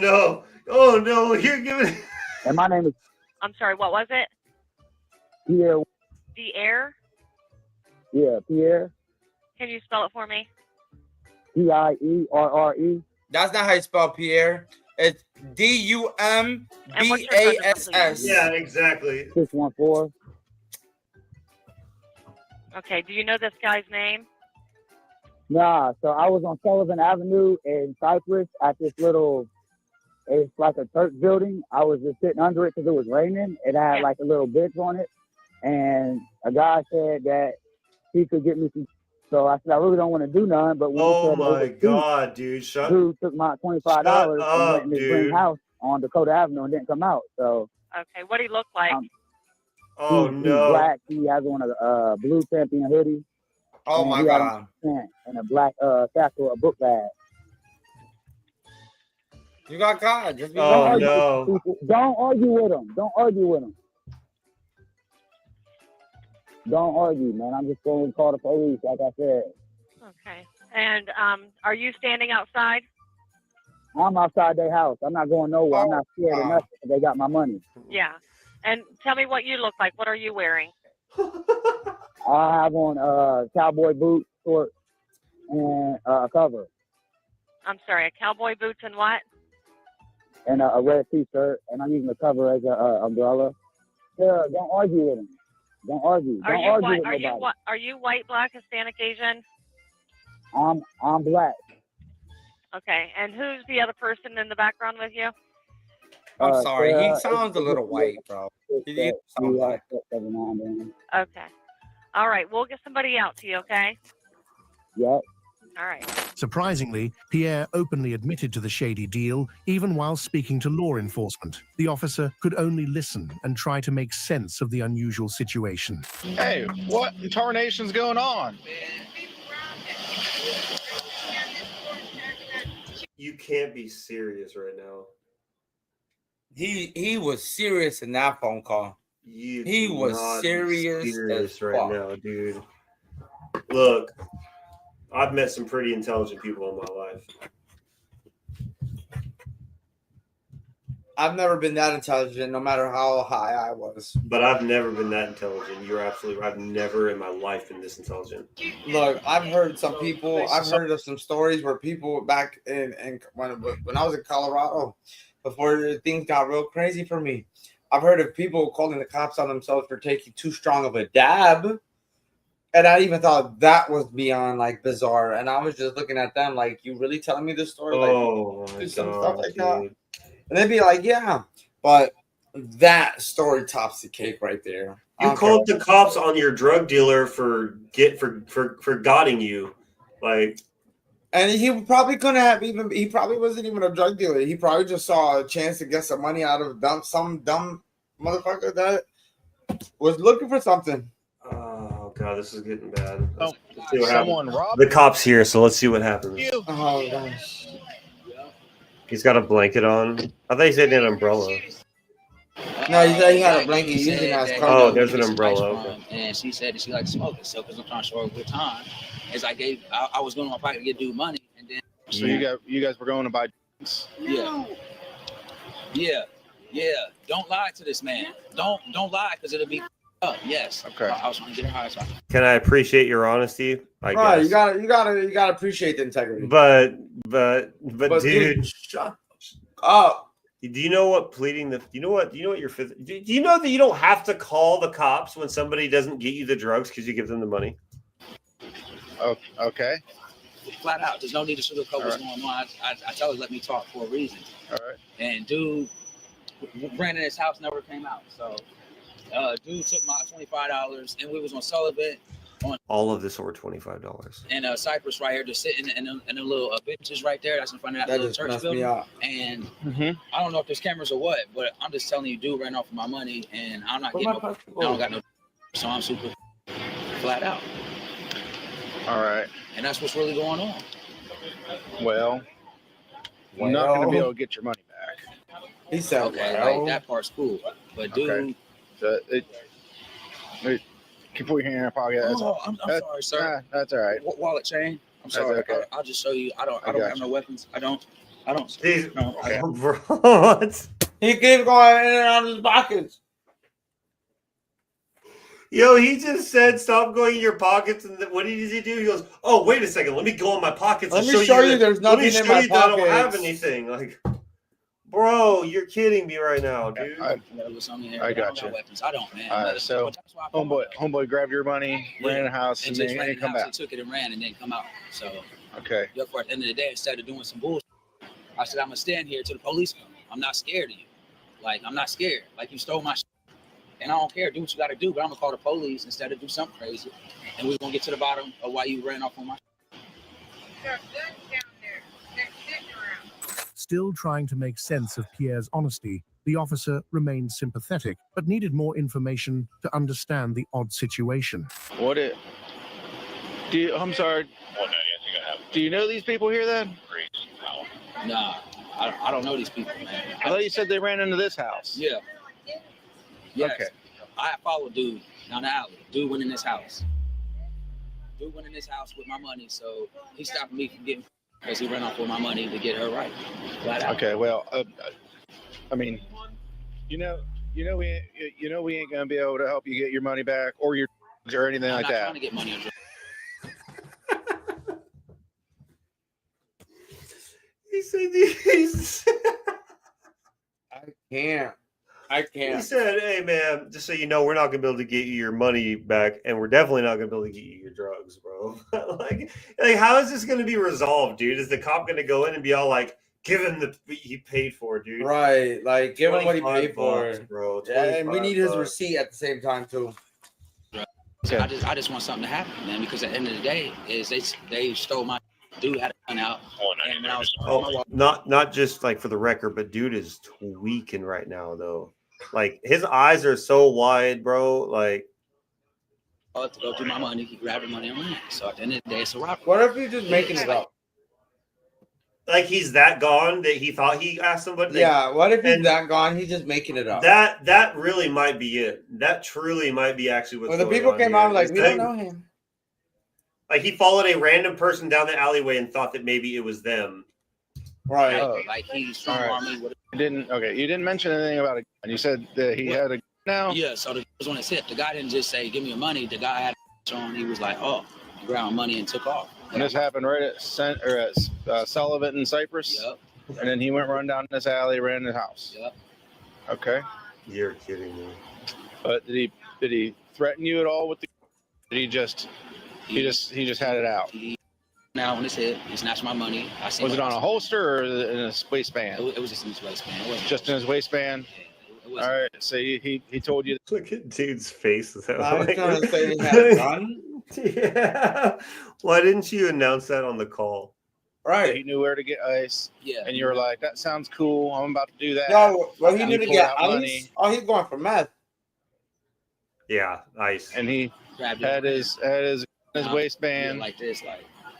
And then he grabbed it and ran in his house. So I told him I'm not leaving until. Oh, yeah, he didn't make any threats though. He didn't pull it out. He didn't fire any shots off or point at you, nothing like that. All right. You said there's a camera. Is the camera going to be able to show him how? I don't know if there's a camera. I'm saying it's a Sullivan, and everybody knows what goes on Sullivan. Ma'am. Yo, she already knows what time it is. Why do you think she's trying to like slowly disappear? She's like fade. She's trying to like fade. You know that Homer Simpson meme where it shows him standing in front of a bush and then he just retracts slowly back into the bush. Like that's literally what she's trying to do right now because she's like this dumb, this stupid person.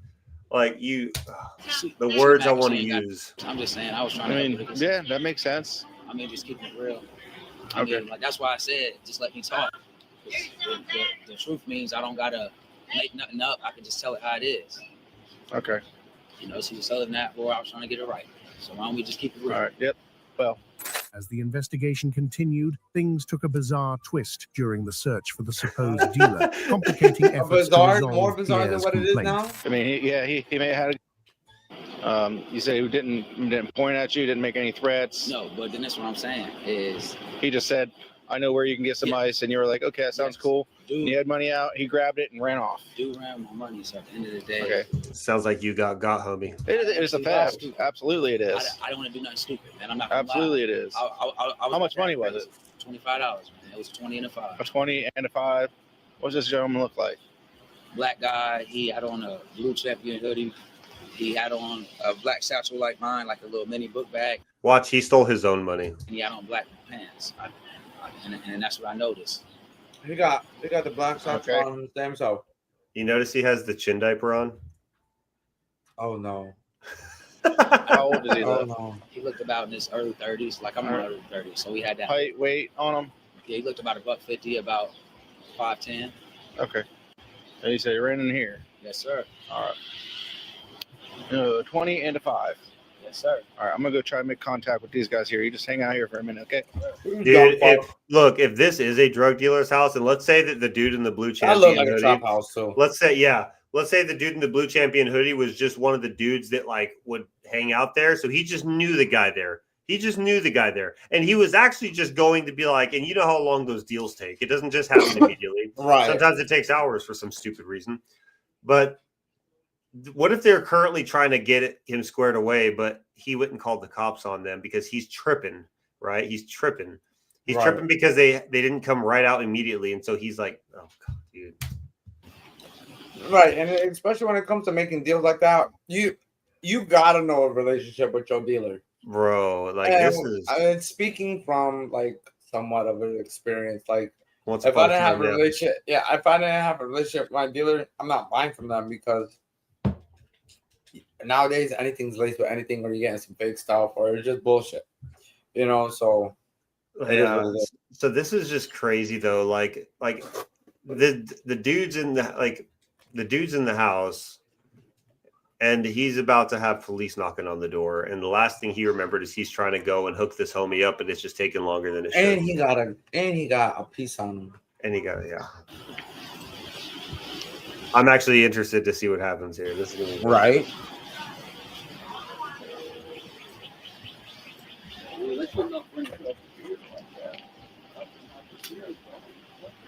Oh yeah, total trap house. Oh yeah. Brother. Just you and your brother in there? And he's MRDD, so he ain't causing trouble for anybody. He doesn't. Yep. So this isn't even a drug dealer's house, dude. He's tripping.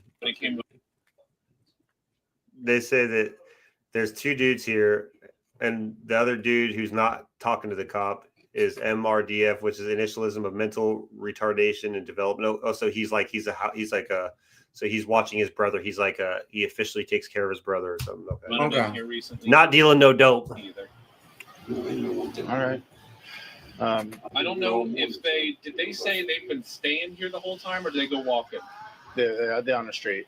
She's a 49.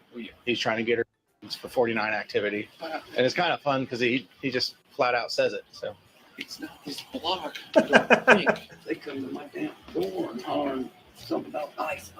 Unless they hold it all down, because there was a trap house.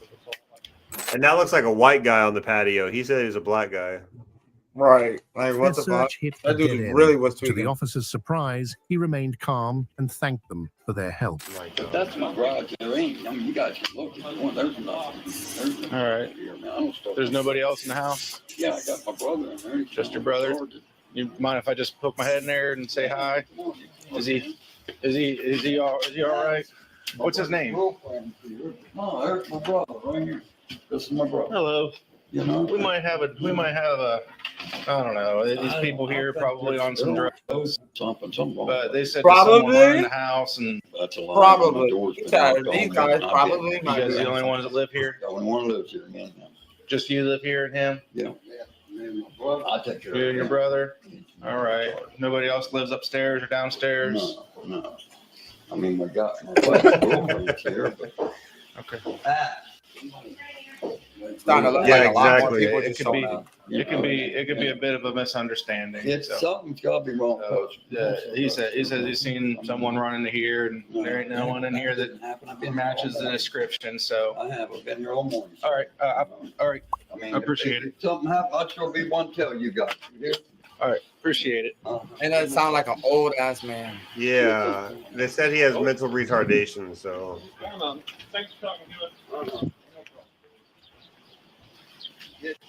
Worried about COVID, but buys drugs. Exactly. Isn't that hilarious? The dude's worried about COVID, but buys drugs. Because I was just in there, walk around.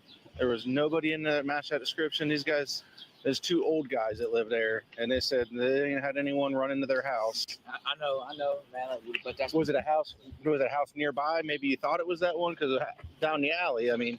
Now, trust me, I was on Southern Cypress, so you can really take this alley and cut through a parking lot. No, but dude really dude's really more worried about Skeletor and his arms.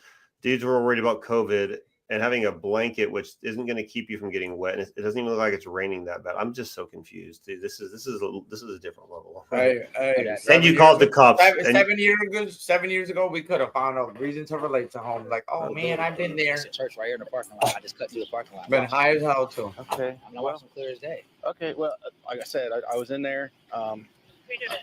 There was I'm not lying, clear as day.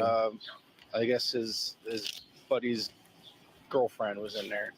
So those were the only people in that house. Okay. So I'll take down your info. Yep. All right. I'll get you a port number and whatnot. Thank you. And where do you stay at? I live at that shelter. Van Buren? Yes, sir. Okay. Honestly. Wait, Van Buren? Well, I was gonna say that's not Colorado Springs cops because they're wearing white shirts, and Colorado CSPD and El Paso County sheriffs don't wear white nothing. So no, they're like dark blue and brown. Dark blue and brown. Yeah. The officer offered advice to ease Pierre's frustration. His reaction was priceless as he took it to heart, ending the day without any arrests. Well, maybe I know it's kind of a silly thing to say, but probably ixnay on the UGG drays there for a while. All right, maybe find a way to attract women that don't need acquired such a taste. I know, man. What's your name, man? Pierre Williams, Pierre. Pray for you, young man. I'm gonna pray for you, young man. Or just stick to weed, bro. Yes, sir. I got the description. 5'10", 150. Had a little beardish kind. Yeah. Champion backpack. Nah, blue champion hoodie, black backpack, black pants. Okay. Even the cops aren't taking it serious. They didn't even get the information correct. They're just I don't know. Like, dude, like you don't want us to be actually coming into a call like this because, like, blue champion hoodie. I bet you they were relieved that there was actually no drug deal going on. Right. They're like, all right, less paperwork. Just That's probably why they're laughing at it in the heart. Like they're like, oh, thank God. Black guy, you said? Yep, black guy. How about skin tone? Dark, light? Dark, real dark. Like okay. Black. Okay. All right. Definitely didn't look like anybody in that. Yeah. Yeah, I didn't. Man, fuck that. Oh, man. I'm gonna pray for you, Pierre Williams. I'm gonna pray for you, bro. All right. Thank you, sir. Right there, my man. Put in my wallet, man. Yeah. Try to find better places to hang out too, because you'll need someone out here.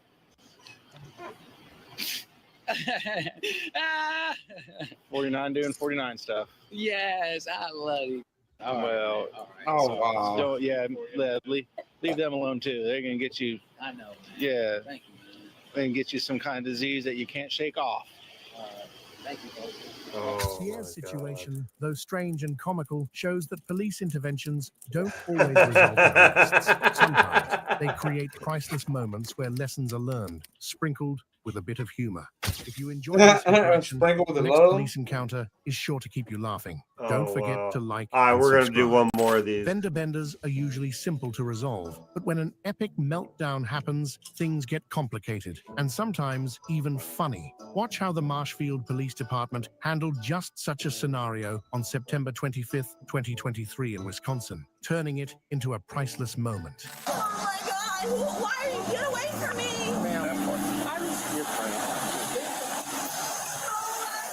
Who's involved in the accident?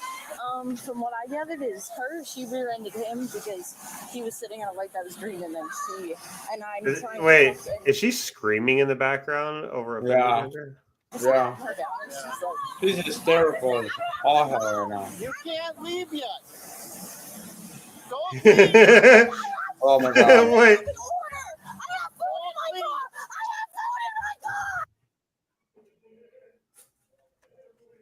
Yo. What in the ever-loving... Yo. Bro, if you look, I paused it on the perfect... Why did you pause it on her face like that? This is Sparta. This is Sparta. Bro.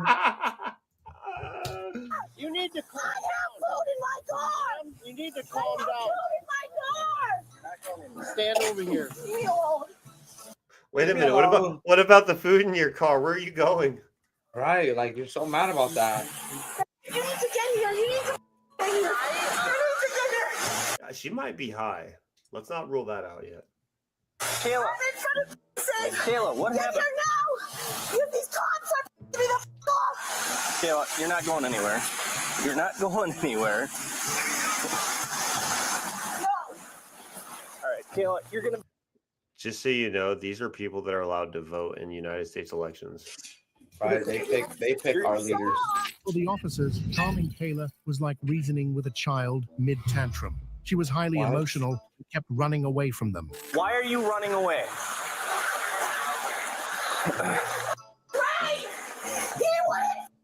Hey, there was a green light! There's an accident. Why are you yelling? Why are you freaking out? Because I'm in the middle of work! Okay, well, you're not going anywhere. I'm not going anywhere! Keep running around. Sit down. I think work got her stressed out. Yeah, we're trying to gather information so we can get you out of here. Okay? Kayla. My car is... Kayla. My car is... Are you safe at the start? No. You're not getting in the vehicle. I'm not. Not getting Then can you start it? No, please. Okay, I'm sorry. I'm sorry. Okay? I'm sorry. Please. Okay. Everyone needs to take their bets. What is going on here right now? Does anybody here in the chat have any idea what She needs one of these. I'm sorry, but she needs one of these. Chill pill. Wow. Please get here, please. The cops are trying to arrest me. Kayla, They're not trying to arrest you. No, you're right. What the fuck? As they tried to manage the headstrong woman who refused to follow orders, the police eventually decided to let her blow off some steam. Look at his face. Look at his face. This looks like when Dad comes home and like the kid's throwing a tantrum and he's just kind of like fuck. This is what I'm coming home to. Can we sit over here? Please, no. Kayla. Get here now, please. We just have to conduct Get an here accident now. investigation, okay? Get here now. I feel bad for her boyfriend if she's even actually on the phone. All right. Because of him. For all he knows, for real, what's going on with the hair? For all he knows, he thinks that she's like being attacked. So he's probably like on the way out the door right now. Like, this is insane. He probably might act all hostile and whatnot. I didn't do anything. I think, did you just hear the boyfriend? He says something like just cooperate so they don't arrest you or something like that. I didn't do anything. I didn't do anything. Out of the street. I didn't do anything wrong. Hey, yo. I'm in front of my car. My life is over.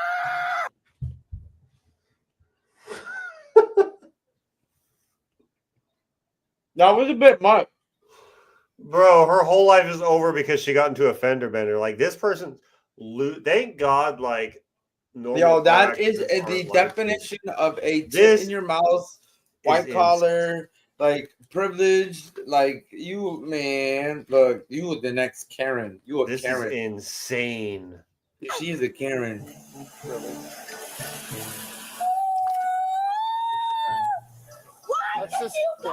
No. Now she's yelling at him. Yeah, no. You need to go. That didn't work. Nope, you're going to start yelling at people. Control, but their efforts only triggered her further spiral into panic and confusion. An accident investigation.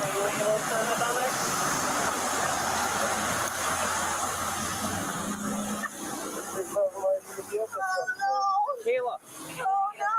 Calm down.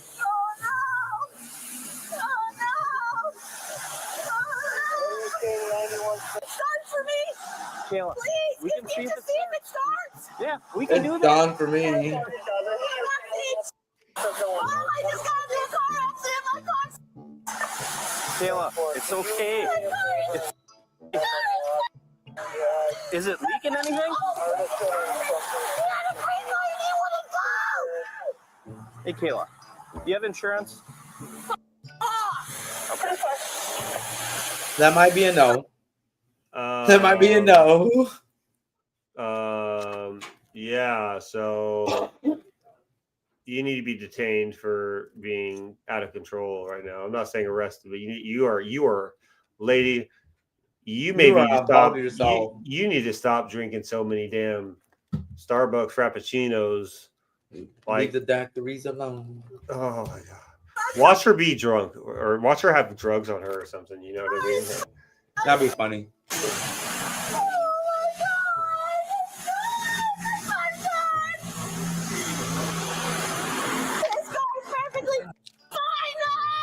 Kayla, it's okay. Oh my God! It's okay.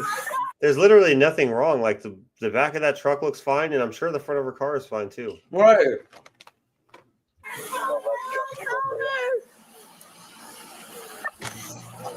I'm gonna have to show the front of the car and there's nothing on it.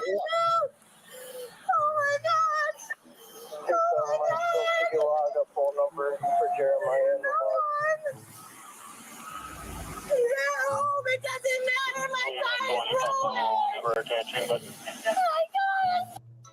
Drivable, kid.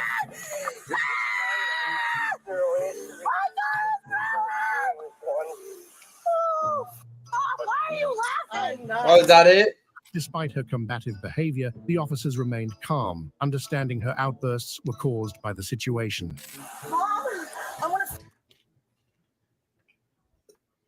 I don't think the car's broken. No, it looked like there's a little dent in the hood, and that's about it. That bitch is a Karen.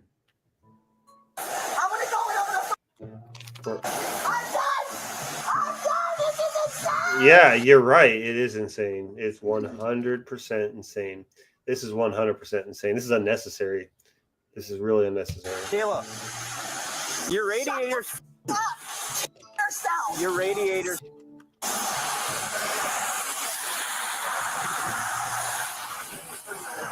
Are you okay? Trying to say, is the radiator fine? Okay? Your radiator's not... Her face. Look at the car, though. I think it, it's a little dent, but it's still not bad. Yeah, but here's the good news. Listen, I drove across America with my hood my hood latch not even working. I had zip tie that bitch down. Yeah. Radiator, the engine oil was leaking into the fucking coolant. Like, man, I had a lot of. I drove America's best beater across America. Her headlight's still there. That's what matters. Right. Her headlight's still there. I didn't even have a headlight. That sucker was dangling. I had to tape it up.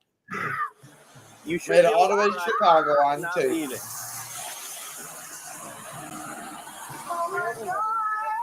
Yeah, I got someone. I asked for one. I don't know. The light was green. It was green. Okay, it was green, but your car's not smoking, so you're still good to go. We just gotta get some pictures. No. No.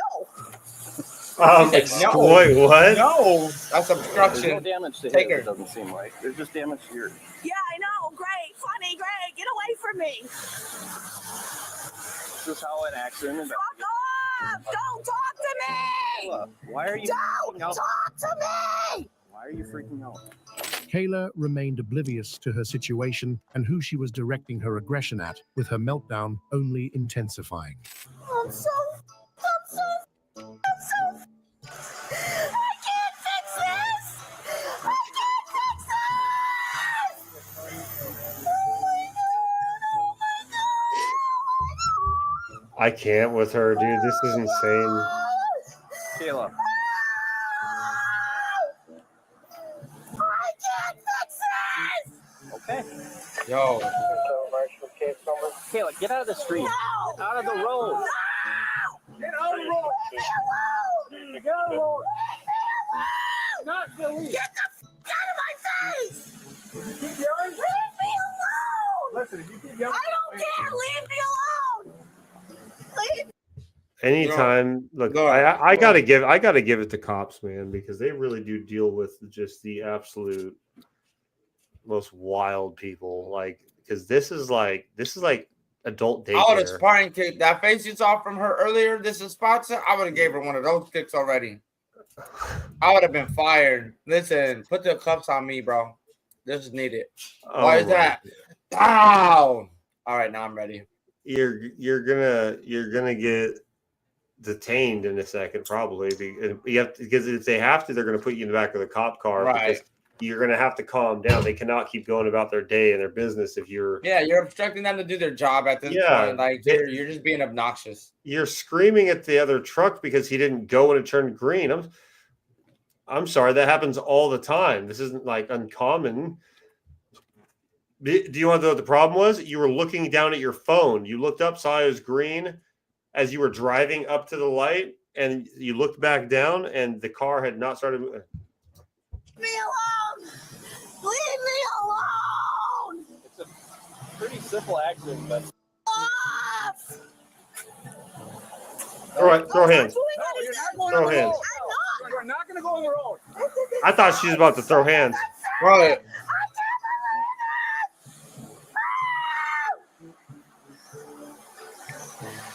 You guys are. You get pictures, Chris? No!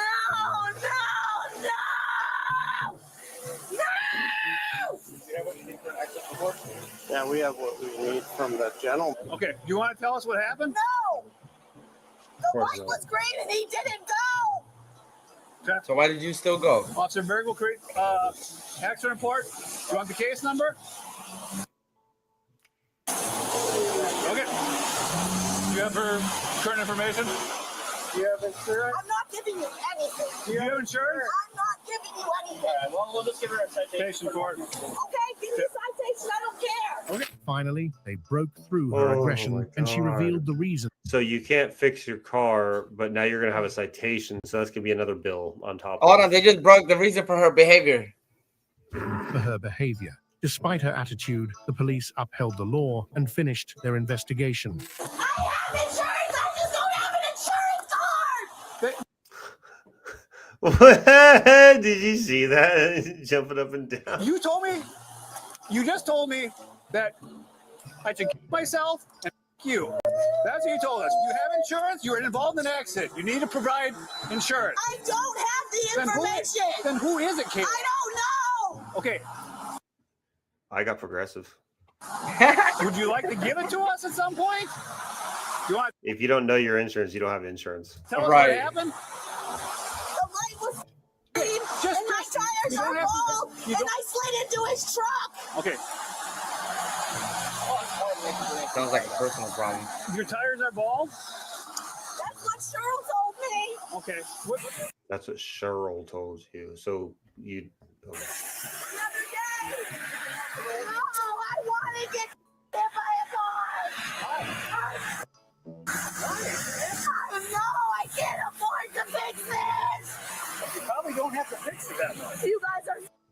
I gotta give them some props, man. They're being so patient with this situation. Right, they're calm as hell. Like they're trying to say in the nicest way possible. It's really not that bad. It's not that big of a deal. It's how do you tell somebody you're whining too much without telling them you're whining too much?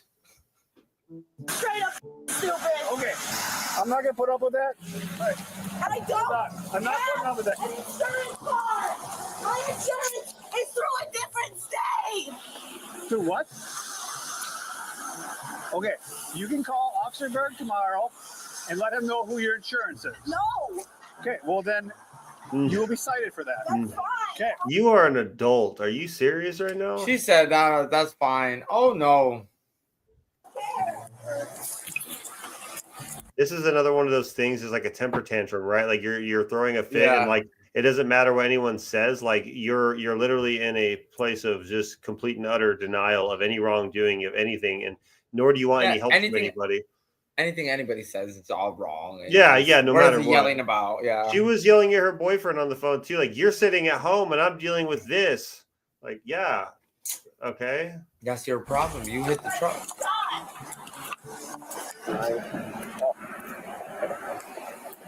The comments just laughing at the dude, like, "Ha, you gotta deal with it." It didn't have to go this way. She's gonna get another crash. So she rear-ended the car. Yeah. So bad ticket and then no insurance. Yeah. Okay. Yeah. Damn, they're hitting her for no insurance. Why are they still gonna let her drive that? Issued a citation for failing to provide insurance information. The Marshfield Police Department reminded her to submit the required details as mandated by law. How do you think you would have reacted if you were an officer on the scene? Let us know in the comments section below.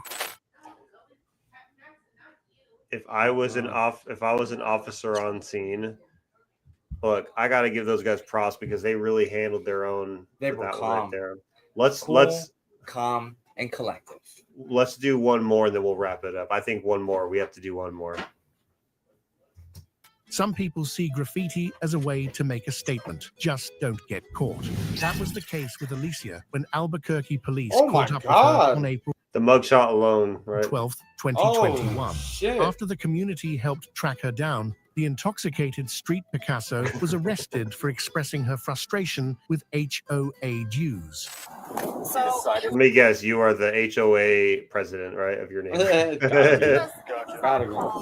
and I was in the bedroom. So where does she live? Right here? No, but she ran in there. Okay. She ran, knocked on the door, and they let her in, and they're hiding her. They keep opening like the door and peeping out to see. Has anything like this ever happened before? No. Do you know her? No, we've never seen her in here before. She's a realtor, she said, that lives on the other so these guys are the HOA side. Okay. And so she says we're white trash. White trash. We have stuff in our yard, and so okay. she barricaded our front walkway. She spray painted our door. So I'm sitting in the bedroom. My son was on the couch, and we heard a knock on. Good for you guys for not going out there and just slapping her up for that. Like, are you serious? You see the spray paint? There's spray paint all over. Oh, I would have been part of Slap-a-Hoe tribe. Oh my God. The door, and we thought it was him coming home. My son went to look out the people, and I said, "Did you unlock it?" He said, "No, it's all red." So we thought he was holding something. We opened the door, and saw all the spray paint.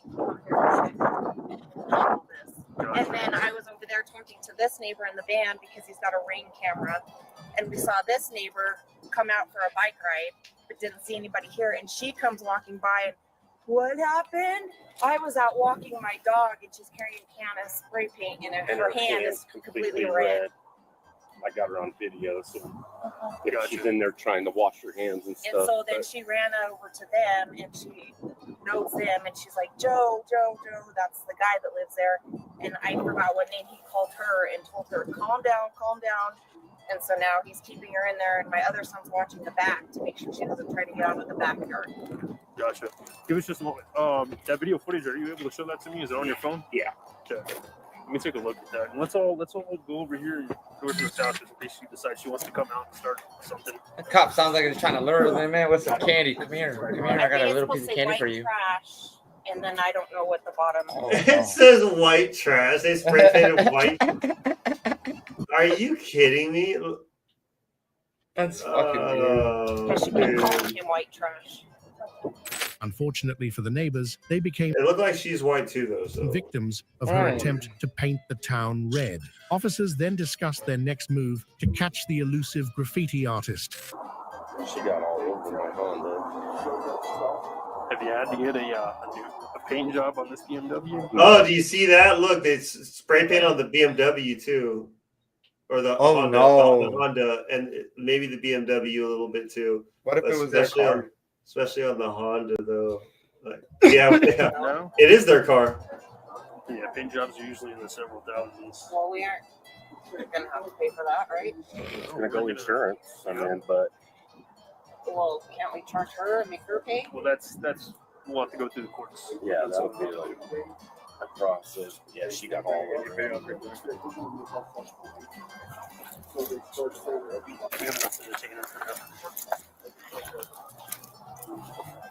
I want to know what provoked all of this, right? I want to know what made her decide to just go bananas like this. Hello, police department. Police department. Can we come inside? Yeah, sure. Is that okay? Thank you. Oh, jeez. Hi, ma'am. How are you? Good. How are you? This is Alicia. George 550 PD. We're going to be in the residence of 252. If you could update both units, we're going to go with the subject. Hi there. What is your name? Alicia. Okay. Okay, Alicia, can you go ahead and stand up and come outside with us for a second, please? Yeah, we got something to talk to you about. What do I need to talk about? She sounds faded, like beyond hell. Yeah. What do I need to talk about? What do I need to talk? Well, I don't know. Yo, just be like, no, I'm not leaving. I'm bringing you outside to. First of all, if you know your rights and you know your amendments and all that, if a police officer asks you if you can step outside, we need to have a word with you. you can have the word with me before I step outside. Because if they're telling you to go outside, chances are you're. They already So know. with that they already meaning, know. keep your ass inside. Do what mommy and daddy told you when you was a kid. Stay inside. Yeah, this isn't even her house. This is her friend. Apparently, this guy's her friend. So she doesn't even live in the neighborhood. Oh no. And we'll talk to you in just a moment, sir. Oh, and they dismissed him. You having trouble walking, man? Yeah, I drank. Okay. Yeah, she's a little bit. That explains everything. Yeah, I drank. Okay, I got her. I got her from here. All right. We'll help you out. Okay. Don't push me, man. Okay. I would Let's love. step outside, okay? Jean, just follow Let's step them. outside. No, I will Man, follow we're the them. police and you are being recorded on our cameras, okay? Just so you know. Oh, I Listen to love us, it. okay? I love it. Oh my God. Oh, wait. We need to go outside. Let's go and step outside, okay? Yeah. I've been drinking. Yep. I haven't in a year. You just went all in. Joe, no, Joe. We'll talk to you in just a moment. Joe. Okay. Joe. No. The officers were surprised by her confession and compliance, likely influenced by the spirits, in this case, alcohol. The truth flowed more easily under its influence. The alcohol was be safe, be kind. Yeah, you need, man, be you need to listen truthful, to us, young okay? one. We are the police, okay? And right now, you are being detained, okay? You are not free to leave. We are going to place you in handcuffs, okay? So you need to put your hands behind your back. Don't fight us or anything. Everything's being recorded on our cameras, okay? Fine. She said, that's fine. Because I spray painted that guy. Yeah, We'll that's talk about it here in kind just a of moment. not legal. Yeah, probably. Are you videoing this? Yes. Yep, It's everything's all being being recorded recorded. right Thank you. I love you. Love you. Thank you. Appreciate that. You have No, on you, Alicia? Excuse me? Anything on you? No. Oh, okay. We just have to check. It's just a part of our protocol. No, I appreciate it. We want everyone to be safe, right? No, I would like my kids. You can. Your kids? Do you have kids at home? No. Oh, okay. Y'all grown up? Yeah, There's a back lit. Your chest area, okay? Oh, I like it. No, if our Love GTA it. or Red Dead characters were to talk, this is how they would sound after a day at the bar. Yeah, the GTA or Red Dead characters. I spray painted it. Yeah, you did. You spray painted their house. It's pretty funny because you're gonna have to pay all that money. My car's a big comfy car. We're gonna go ahead and take a seat in there for now, Cam. You Get everything guys figured out, all right? are the most. Oh God. I swear on everything, the officer whose body cam he's wearing sounds everything like a dude named Deputy Stevens that I know. Like Deputy Stevens? Deputy That's Stevens. what we're calling him? Deputy Stevens? As we'll call him, yeah, because Be a he sounds Deputy Stevens, exactly not like a Brandon. He sounds exactly like Deputy Or Stevens. Braden. Yeah. Where? Don't be a Braden. Yeah, definitely don't be a Braden. She is so done for, bro. She's gonna wake up in jail and not understand what the fuck happened. Yeah. What possesses you to go spray paint someone's house white trash? Can you go ahead and take a seat for me? You look pretty white too. All right. Thank you very much. And you look more trashy than anyone right now. See, that's the one thing I actually enjoyed about Colorado. I don't know if everywhere else does that. So like if the police pick you up on the side of the street while you're like intoxicated, if you haven't committed a crime, they just bring you to in processing to detox and then release you from there. Yep, that's it. They don't in process you. They don't charge you. Nope. You're not in trouble. You're not even in the same like detox cell as other people. They just you're out in society, so you're technically breaking the law there, but you're not doing nothing violent. So yeah, you're not causing a problem, but yeah, they'll just take you and like let you run some fluids and detox you, get you some food in your belly.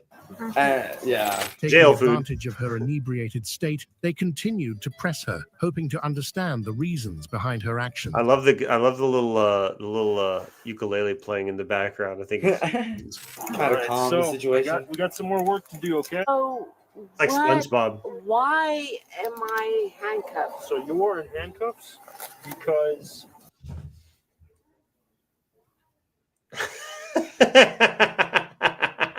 Yo, her face. There's some demons living in that. Your pause is on point right now because your pausing is getting these faces. Yeah. Someone spray painted the neighbor's property. I did it. I did it. Let me read you some stuff first. Okay, let me know. Hold on. Let me read you something, okay? He is the most. I think you're getting a little ahead of yourself, okay? No. Just 1 second, okay? You okay? Okay. All right.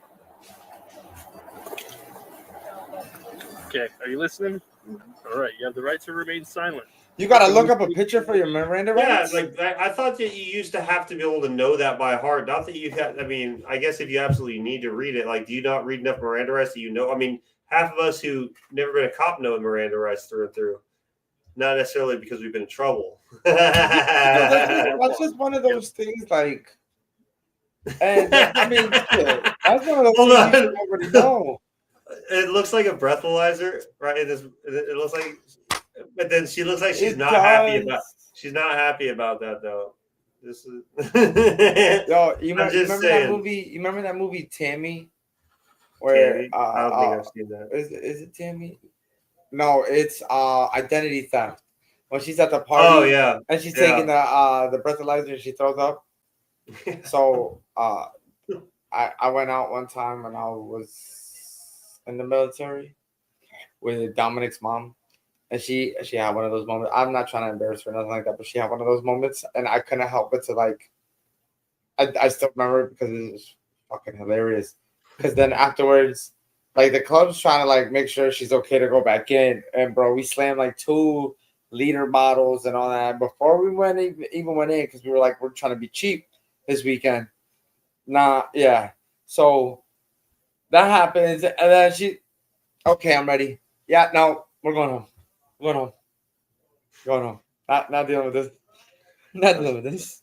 That's fun. The right to talk to a lawyer and have them present before and during any questioning. If you cannot afford to hire a lawyer, one will be appointed to represent you free of charge before and during any questioning if you wish. You can decide at any time to exercise these rights and not answer any questions or make any statements. Do you understand all these rights? Do you understand your rights? Yeah, I guess so. You guess so? Do you have any guess questions so. about those rights? No. No? Okay. Well, with these rights in mind, do you still wish to speak to me and answer my questions? Sure. Sure? Okay, well, I appreciate that. Thank you. So, I mean, alcohol is going to make you talk, so she's going to tell the whole thing. She's yeah, like proud. yeah. She seemed proud of it. He used that to his advantage. You know, he's a sucker for that one though too. Yeah, because you knew she was drunk, so you already was gonna arrest her. You gave her Miranda rights just because you already gonna cover your ass and you're gonna get everything you want out of her. Yeah, absolutely. And then you're still gonna bring her to jail. Sucker move. You said yourself you've been drinking, and that's not a crime. So, how much have you been drinking tonight? I had like 3 drinks. Bullshit. 3 drinks. But I'm in a recovery. Okay. And I was trying to test. So she already knows that she's like a bad alcoholic. If she's in recovery, Right. then that means that she knows that she can't handle her booze, and that because she does this type of off the wall shit where she's gonna go. In recovery terms, how they put it for especially for alcoholism and for alcoholics, it's always a rule of 3. So like if she's saying 3, you times it by 3, and that's how much she really had. Yeah. So probably more. Probably yeah, more. you know, at least a minimum of 9. Minimum of 9, yeah. It depends on what the She's drink. It could have been trash. This She's is like done for. This is like a whole bottle of Malibu rum plus some Long Island iced teas. You know what I mean? Yeah, she's agreeing to the Miranda rights and still wanting to talk to the cops. She done had too much. Yeah. It's everything. You were trying to test what? The alcohol? Okay, what kind of alcohol was it?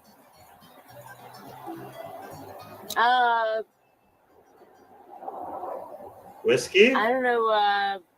Vodka? Was it like hard liquor, beer, wine? Yeah, hard liquor, probably. Yeah, that's obvious. Yeah. You said you had 3 drinks. Yeah, and I would love take me away. Okay, so let me ask you, what happened tonight?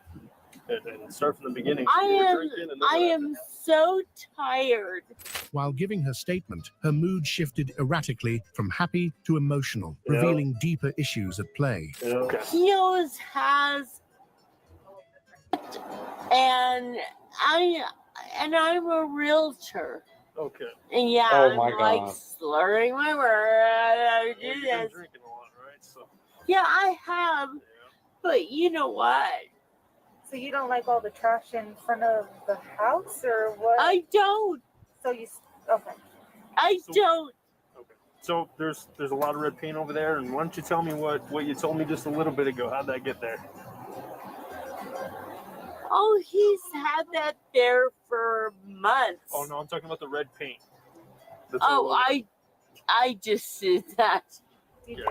Yeah, no, I love it. At least she's owning her. You know what I mean? She's Right. owning it. Right. She owns her shit. Yeah. I will go to jail. Okay. He ruins all our lives. And all. How does he ruin everybody's lives? I am a realtor. Okay. So And- how is your life affected by his trash? Oh my God. Like everybody that comes in here, or I try to sell a home, and he even brought, he said, "F you," onto their property. Rooting from her resentment toward her neighbors, her mood shifted from anger to hysteria upon hearing the charges. If you could let me go into this house and talk to Jane and Joe. Yeah, so you can't go in any house right now. So right now, with all the statements that you've made and everything going on, you are under arrest right now for felony level criminal damage to property. Ooh. I love it. Damn. I love it. Oh my God. Damage his property. You'll probably get a deal in court. They'll probably offer you a Wait, deal, wait, make it a misdemeanor wait. with some probation How and do you know how community to service. damage his property? Well, there's multiple things. First of all, you just told us. Secondly, there was a spray paint can in the house that we found you in, and third of all, you also have paint all over your hands. So that's what we have. And I love it. I love it. No regrets? Have anything on No regrets. No regrets, right? Yeah, no regrets. Compliments on the Yeti Sasquatch.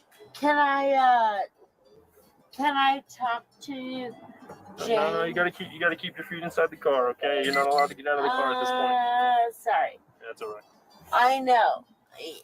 Like Close the you door. look at all these things and and they're like bad people and they're black and they like, oh my God. No, she didn't.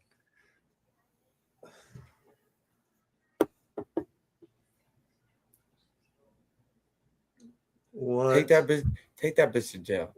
Yeah. Stick a fork in her. She's I'm done. not quite entirely sure what you're referring to, but Well, no, I'm just saying. Wait, but you spray painted white trash on their garage door. Record it. There's a seatbelt right here. I'm just gonna put your seatbelt on real quick, okay? We're gonna get going here in a little. There we go. We're gonna get going here in just a little bit, okay?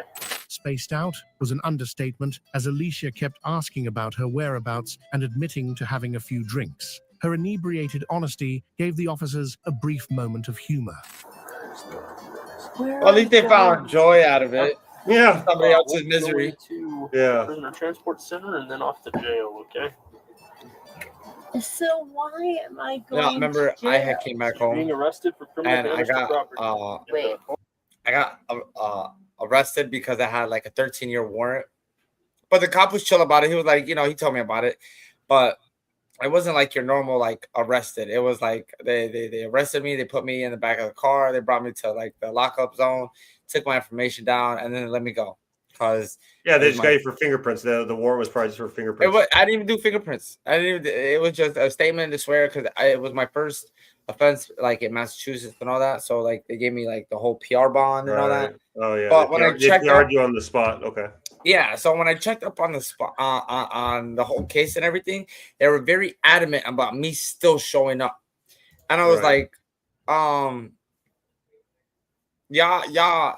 have the act and y'all have the tone like y'all ready to arrest me again, and mind you, I was already on the way over to Fall River, Mass, because that was where all the case and all that took place. Look, the vibe I picked up off that phone. That, bro, I called my biological mom. Dude, what you doing? I'm at work. All right, I'm going to come see you. I'm going to come say hi. I spoke to her for like maybe 20, 30 minutes. Try to see if I could see my little brother. Couldn't get a hold of him. I couldn't get a hold of any of my other family members. So I was like, I'm going back home. Yeah. I went back home.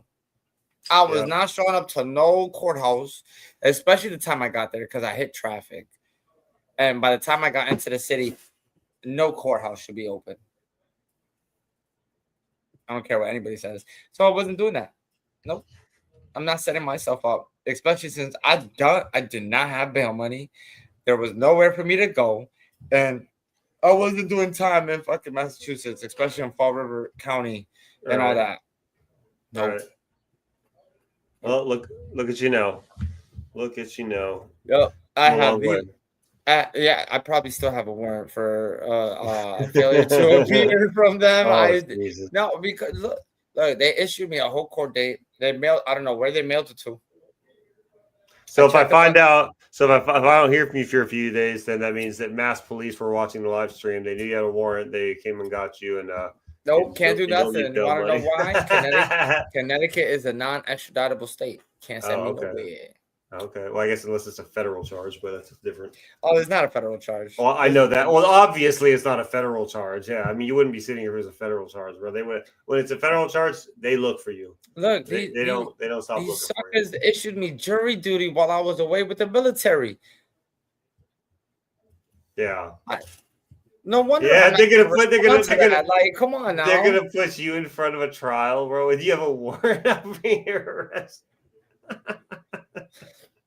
Hey, you gonna issue me jury duty? Don't your records show that I'm away with the government? Right. Like I shipped to basic from the same state you issued me this shit from. I would hope it would be in that, but you're never gonna catch me. Stupid. All right, y'all. Hey, that's about it for that segment of Let's Talk About It. Look forward to talking to y'all next Saturday. We're moving everything from Fridays to Saturdays because we just feel like the last thing really anybody wants to do, including us on a Friday evening, is to hop on for a few hours. So we'll look forward to seeing y'all next Saturday. Same time, same place, same hosts. Oh, yeah. And hey, remember, if you're here to stay, that means you got to make that confidence in yourself to make yourself feel like you're here to stay. Absolutely. It's not something you just put on a tag. It's not something you just want to stay, or it's not even a trend. You got to feel that. So feel it. So if you're here to stay, prove it. Show the world, but show yourself first why you can't be replaced. Exactly. Unique. God created all of us equally, and he made us all perfectly in his image and how he designed us and wanted us to be. So never forget that. All right. God bless you all. Hope you have a great weekend. We'll see y'all next weekend. Deuces. You know we're here to stay. Have a good one.